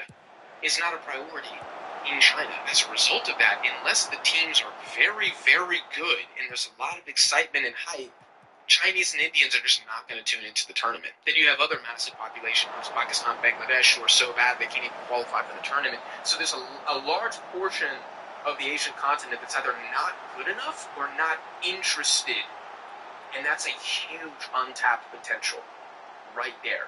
If football became the #1 sport in China tomorrow, the views would blow AFCON out of the water. But this is something that's probably never going to happen. The Chinese prefer playing basketball. And it's not just a couple countries who prefer cricket or basketball that is the issue here. Like, even inside of the rest of the Asian continent, I'm going to focus my attention on the East Asian giants now. Japan and South Korea, I'm even going to throw Australia. I know they're not East Asia, but bear with me. There's this mentality that while the Asian Cup is important, and it's something you would like to win, the World Cup is always the priority. And this is something that really disappoints me, actually. When I see Koreans or Japanese talk about, like, we are the best team in Asia, we don't need to prove it, which is a ridiculous argument. You absolutely need to prove it. I mean, you can't go 60 years without a trophy and claim to be Asia's best. It doesn't work like that. You need to win a trophy. And I love South Korea, and I love Japan, and God willing, one of them wins the next Asian Cup. So do not misconstrue my words here. But my point is, you do not see this approach with African teams. And I should have talked about Australia there as well. I believe Australia in 2023 averaged 2 million views. per game at the Asian Cup, which is not enough, in my opinion. That is not good enough. It must be more. But anyways, the difference with Africa is the AFCON is everything. In fact, if you polled 100 African footy fans and 100 Asian footy fans, and you asked them both, Africans, would you rather make the knockouts of the World Cup or win the AFCON? Versus Asians, would you rather win the Asian Cup or make the knockouts of the World Cup? I believe Africans, or majority, would say, give me the AFCON. I think the Asians would be more 50-50. I truly, and maybe even leaning World Cup. Maybe I'm completely off base here, but this is what I've seen from other content creators, from my own live stream chat, comments you guys leave on my videos, from journalists I've read, from player interviews. The vibe is clearly in Africa, like the AFCON is a massive deal, whereas in Asia, the Asian Cup is a big deal. It's a big deal versus a massive deal. Part of this is cultural, part of this is just a non-prioritization of the tournament itself by some of Asia's strongest teams and population centers as well, which is an extra travesty. It'd be one thing if Hong Kong was the best team in Asia and wiped their ass in the tournament and didn't really care about it. That'd be because there's millions of people in Hong Kong, but it's not the same as Japan not giving it their all every single time. And we could talk about reasons why. I acknowledge there's reasons why. They're playing in Europe, they're prioritizing their club careers. I understand. Versus a lot of their opponents, they all play domestically. It's not the same pressure. They're not keeping a Spaniard out of the starting 11. I understand. It still freaking sucks. And Africans are dealing with the exact same situation. Yet they show up to the AFCON and they ball out. Why can't the Asian teams do that consistently? Sometimes they do, but why can't they do it as a unit consistently? It bothers me. What else would help with popularity? I think hype. Hype would help with popularity. And what determines hype for me is a combination of success and storylines. If we're talking storylines, I think Asia actually has quite good storylines. The insane trophy drought for South Korea and Son Heung-min's quest to return the trophy to his country. You have Iran like aging out of this golden generation that's been so close so many times and they haven't been able to win as well. You have Japan, who are seen as the unanimous best team in Asia, but they haven't won now for 3 tournaments in a row, only making the final once in the last 3 editions of the tournament. You got the Middle East versus East Asia. You got Southeast Asia versus each other. You got the emergence of Central Asia. There's so many cool storylines. So I actually think Asia's pretty good in this regard. But I don't think they have the international storylines that Africa does. And if you want an example, Sadio Mane versus Mohamed Salah. That storyline alone is bigger than anything the Asian Cup has had, maybe ever. And it's because these guys are elite, world-class, Ballon d'Or nominated footballers playing for Liverpool, playing for a team that's winning Champions Leagues, playing for a team that's winning Premier Leagues as the star players. Asia cannot compete player for player with AFCON. It's basically Son Heung-min who's at Spurs, who, yes, it's a big club, but it's not like a massive institution like Liverpool, and it's not a winning team outside of the Europa League. I'm a Spurs fan, so I can speak on this. Think of Japan's best players.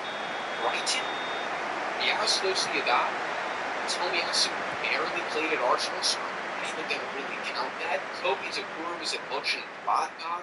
Like, these are respected institutions, but it ain't Liverpool. It's not Mane and Salah. I also think a lot of the hype for this last AFCON was because of how Morocco performed in the last World Cup, where it was now a performance that demanded attention. We got 4th, the first African team to make a semifinal. You're going to pay attention to us and you're going to respect us. And a lot of people did. Now, some of that was probably people just hate watching Morocco, granted.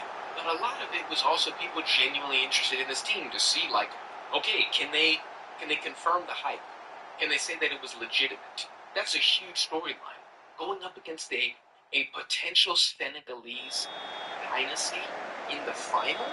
I mean, the storylines there were ridiculously juicy. That's why people care about the AFCON. Because the locals care about it. The teams have star players around the world at clubs that are very popular with high visibility. And inside the continent, they have the rivalries and they have the storylines to keep everybody interested. Asia might have a little bit of all three of those categories, but not to the same degree as Africa. And that is a problem. Even the Asian Cup is a product versus the AFCON. I actually think the quality of the Asian Cup is pretty good. I completely reject the notion that it's like trash football. If you think it's trash, then you did not watch Jordan's run to the final. You did not watch Qatar versus Iran in the semifinal. You did not watch Iran versus Japan in the quarterfinal. You didn't watch Malaysia 3, South Korea 3 in the group stage. I just don't think you were paying attention. But one thing that the Asian Cup must have more often is the big games. Like, someone else let me know if you agree with this, because it drives me crazy. If we look at the AFCON, man, we get big games every single freaking tournament. I just want to read to you some of the matches that we had in 2025 alone. Morocco versus Senegal, Nigeria versus Morocco, Senegal, Egypt, Cote d'Ivoire, Egypt, South Africa, Cameroon, Algeria versus Nigeria. I'm going to stop because there's about 5 more that I could say. If we look at the last Asian Cup, if I'm talking about big matchups that the casuals would pay attention to, because a casual is going to watch Morocco-Senegal, a casual is going to watch Nigeria-Morocco, a casual is going to watch Senegal-Egypt, even though they probably shouldn't, because of the names, the success of Egyptians, Mohamed Salah, Senegalese dynasty. The last Asian Cup we had, the biggest game was Iran-Japan in the quarterfinals. On the other side of the bracket, you had Saudi Arabia, South Korea, and South Korea versus Australia.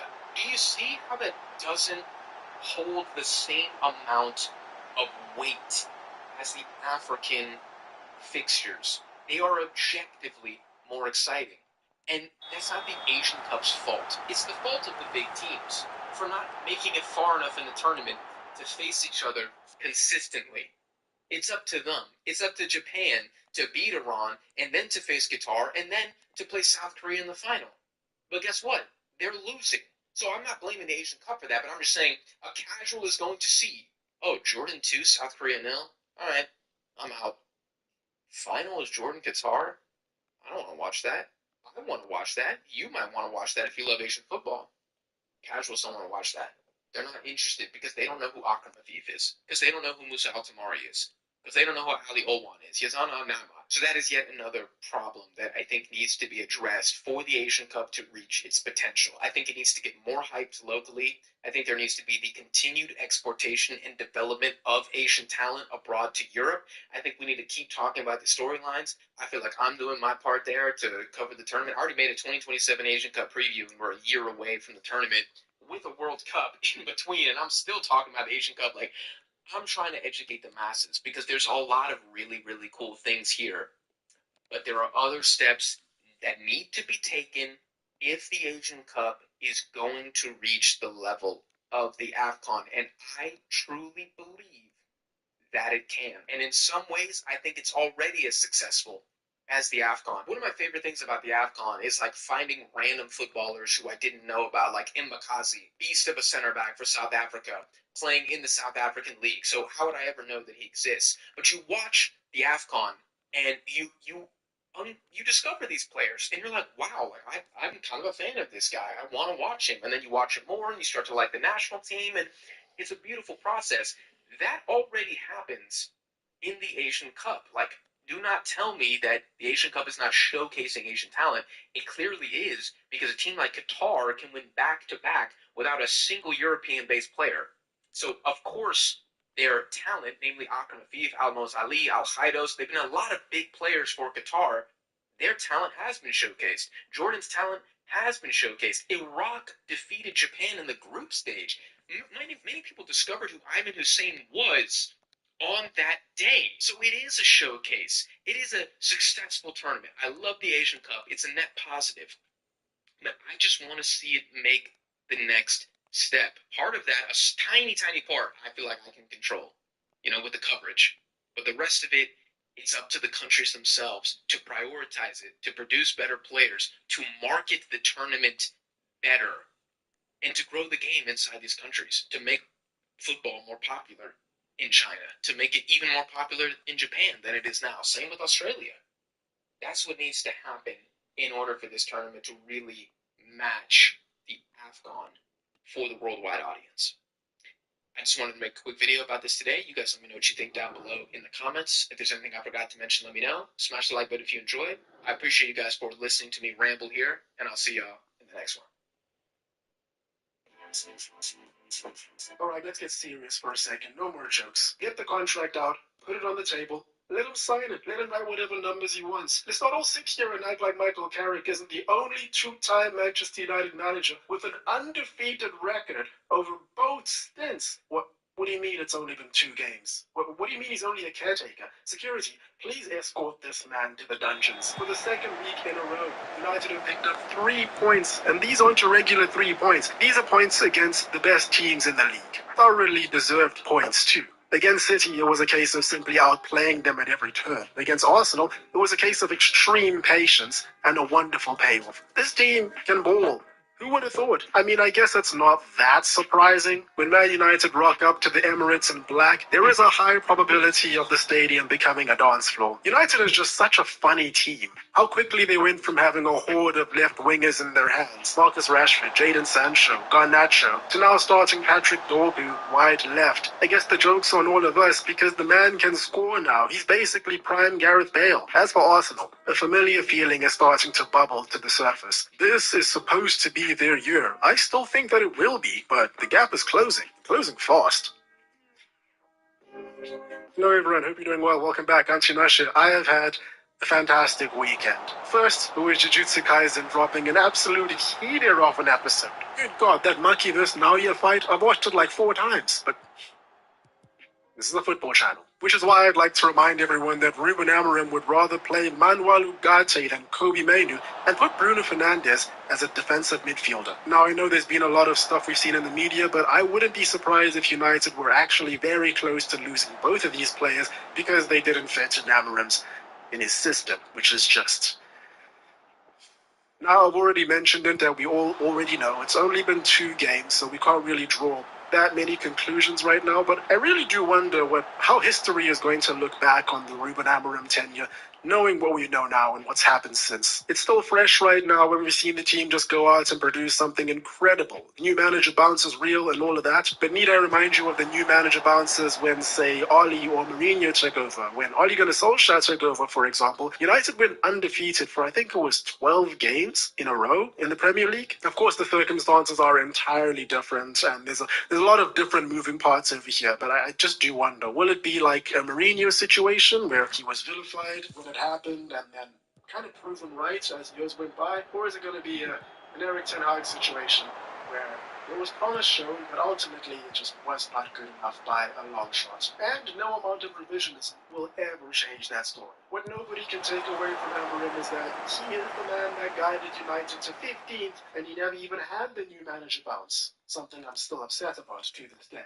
In any case, let's focus on the present day and current events. The fight that this Manchester United team just showed is just insane. And look at this. United are the only team in the league who are undefeated in their last 5 games. And these are games where the team went up against Man City and Arsenal. Ironically, they're also the only games of this run that were wins. I no longer recognize this team. It's so funny. Right after the game, a friend of mine that I haven't spoken to in a very long time, by the way, he gave me a call, and he's an Arsenal fan. And I was telling him, I really think that if Arsenal lose the league this season, if they're not able to win, this is the biggest bottle job in Premier League history. It surpasses Newcastle in, what was it, 96? I think it was 96, 95, 96, where they were 10 points ahead halfway through the season and then just capitulated as it went on because that Newcastle side did not have nearly as much hype or resources poured into it, even if you account for inflation, which I don't think you can when it comes to hype. Can you? Can you account for inflation back in 96 to now? I mean, there probably is a way for you to do it, but I'm not smart enough to figure it out. There will be blood on Mikel Arteta's hands if they do not do this. Arsenal fans were booing their team in their home stadium at the end of the game, too. Liverpool and Real Madrid fans were nodding in solidarity, I hear. A lot of people are calling this an overreaction, and you know what? I'm not going to be the person to tell you how you should feel about your team. But I get it, especially when you look at the last 5 games for Arsenal. As opposed to Manchester United, Arsenal have not won in 3 games and haven't actually been playing all that well in those 3 games either. And the panic is beginning to set in. And on that note, let's move on to the match against United. Arsenal had more possession early in the game. They're leaders playing at the Emirates, all of that, it makes a lot of sense. A lot of silky smooth movements and quick interplay in the first 15, 20 minutes where they were just from side to side very well, which is obviously their game plan. And we'll get into it over the course of this video, but it's also something that it highlighted something that I really dislike about this team. They're a fantastic team. They silky smooth football. They steal it against, off the top of my head, I'm thinking about Bayern Munich in the game when they won there. But it just feels to me like when they get it on the wings, and Leandro Trossard is probably the most guilty of this. When he tries to get a ball in, if it doesn't go in, he's not even disappointed that he wasn't able to get past the first man. It's not so much the case with Saka, but it happens at times. And I know that this is just what ball and this is how it goes, but it's boring.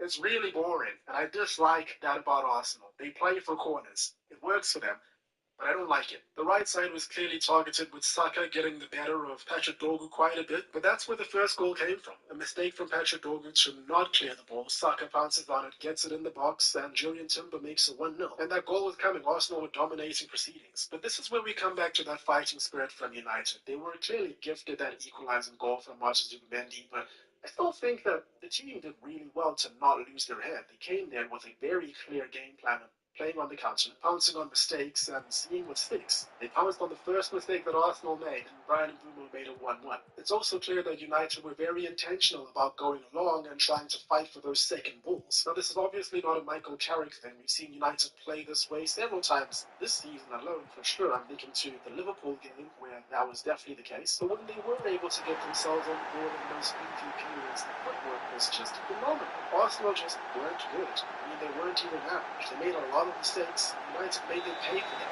United did really well at corners too, I must say. The men's was just immense this entire game. You concede one from a set piece, but I would say that if you're conceding only once to an Arsenal side that had 18 set pieces, 9 of which were corners, you can say that's an achievement in itself. Backed up by Harry Maguire and Lisandro Martinez, 2 goals were conceded by United, but I would say those were the best 2 centre-backs on the pitch. Maguire was playing as a winger at one point, and Lisandro Martinez's distribution is just incredible. And another thing that I quite like that I've been thinking about quite a bit over the past week is the differences between Bryan Mbeumo and Matheus Cunha as a 9. It's clear that these two are the preferred 9s over Benjamin Šeško right now and anyone else that we might have. And they're both great at different things. Obviously, neither of them are 9s naturally, but Mbeumo more naturally likes to get in behind, whereas Cunha likes it more at feet. 2 different skill sets, 2 fantastic skill sets, but in these sorts of games, it just works out so well to have someone like Mbeumo there, and we can see it. And speaking of Matheus Cunha, he gets on the ball quite a lot in the final third, but his treatment of Patrick Dorgu, it hasn't always been favourable. I think anyone that's seen any United game this season that's seen Patrick Dorgu come out on the left and Cunha on the ball, it's quite typical that he just ignores him and doesn't pass to him even when he's the best option available. I guess not anymore. Watching last week against Man City how Cunha's cross resulted in the second goal scored by none other than Patrick Dorgu. And then watching this week as Fernandes and Dorgu basically turn Arsenal's entire midfield and defence into traffic cones. This is just such an unbelievable goal. Nobody expected this to happen.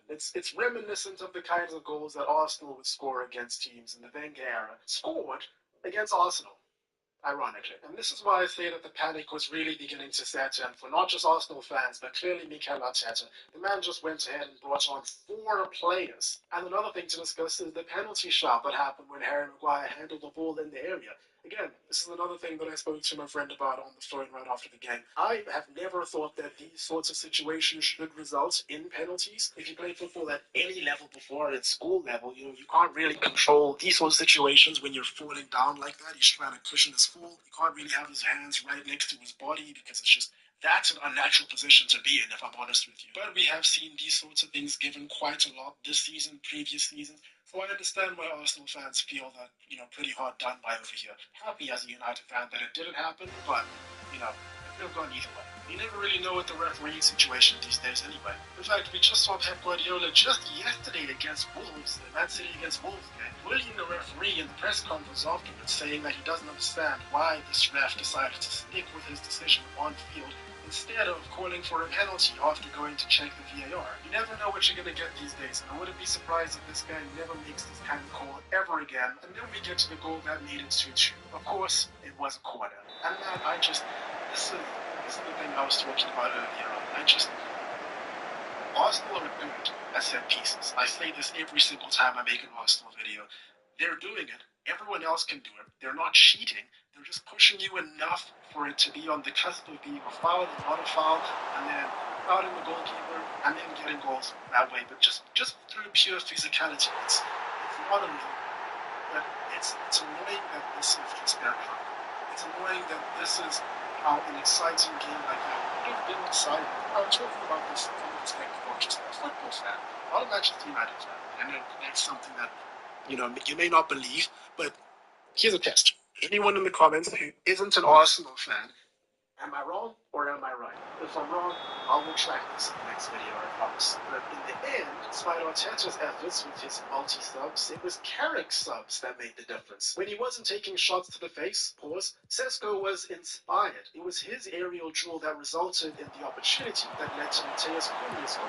And what an impact Cunha had. As soon as he had a little bit of space, you knew what was about to happen. I haven't heard 60,000 people go silent in real time quite like this before. United were the ultimate opportunists in this game. 3 shots on target, 3 goals. Now that is beautiful, isn't it? 3-2 is how it ended, and I've got to say, things are not looking good for Arsenal right now. For the most part, United just had so many great performances out there, and Arsenal we didn't do enough. We didn't do nearly enough, especially as a team that's leading the league and has title aspirations. It's what a lot of people might call fraudulent behavior. But just to touch on the headlines that we're all going to be seeing, Michael Carrick he's putting on a really good show right now, isn't he? Is this just a new manager bounce? Like I've said, we've seen it before, or is this something a bit more real? What I will say is that the caliber of performances and the caliber of team that we've been playing against and having these performances against, it signals something potentially more.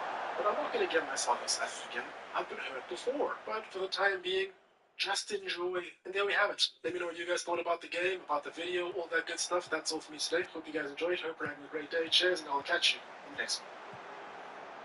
It was all a lie. It was all a lie. I should have known. I should have known. Oh, the sports gods so masterfully made me believe again. They never fail. Because I'm just never. So let's start with the Denver Nuggets first. Since the release of this wartime of the video, the injuries have been stacking upon each other. Thing was, though, the team was actually faring pretty well despite it all. But every single week, there was like a new problem appearing. Sure was like an episode of JoJo Part 3. Oh, congrats on defeating the car stand. Now, you have to defeat Jeffrey fucking Epstein. The night I saw Jokic get injured, oh, that shit looked bad. I was on my knees, praying, begging, pleading to the gods, hoping it wasn't anything major. Because if that happened, Jokic would probably be one more season away from retiring with the horses. Thankfully, in the end, though, it wasn't terrible. But this team cannot stay healthy. And just when you think things are starting to get better with players returning, boom, hamstring injury. We are still somehow third in the Wild Western Conference, though. So if our new coach doesn't win Coach of the Year, the NBA is confirmed working with most high. Next on the list. Admittedly, I did not mention them in the unexpected ritual. Mainly because, they weren't really that good. But then came the U23 Asian Cup, and our boys were proving to be a new shining hope for the country going into the future. Vietnam went through their group campaign, winning every single game, including an emphatic upset versus host Saudi Arabia. Then they produced another stunner by defeating the UAE 3-2 in the quarterfinals. In that game as well, Vietnam looked incredible. The U23s were basically just running circles around the opposition the entire game. In general, though, that had been the case throughout the whole campaign. Vietnam actually looked like a genuine dark horse. But the moment I decided to stream their semi-final versus China, they were fucking abysmal. Or for China.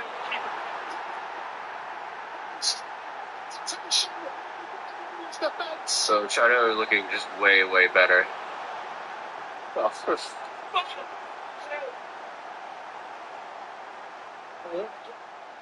China, unselfish player. And then what do you know, I don't stream the third place game and Vietnam beats South Korea on penalties. I am not going to say the penalty shootout score. By the way, I do want to make an actual video about the Vietnam U23s because there's a lot to cover there. So stay tuned for the near future. Anyways, I don't really want to talk about them, but let's just get this shit out of the way. If you want to have heart problems in the future, Let's watch Arsenal Football Club this season. The Netanyahu Haram ball has been pretty egregious, but it has reached a whole new level since that video. At first, though, it didn't really seem this way. Arsenal demolished Spurs and then looked the most convincing I've seen them all campaign versus one of the best European sides this season. But then, there was the 1-1 draw with Chelsea, where we were being overpowered by a team that had been playing a man down since the 38th minute. Then there was the last-minute loss to Aston Villa, which was then followed by one of the most heinous 90 minutes of football I've ever seen versus a team that hadn't won a game. And we were at home, by the way. And then a week later, I once more witnessed this team fail to attack versus Everton. We only just escaped with a win because of a penalty here. However, though, 10 days later, Arsenal not only got the revenge versus Aston Villa, they practically murdered them. And then we extended our lead at the top thanks to a win in Bournemouth and City drawing with Chelsea. So hey, maybe the curses from that video are done, over with. They're not powerful enough to affect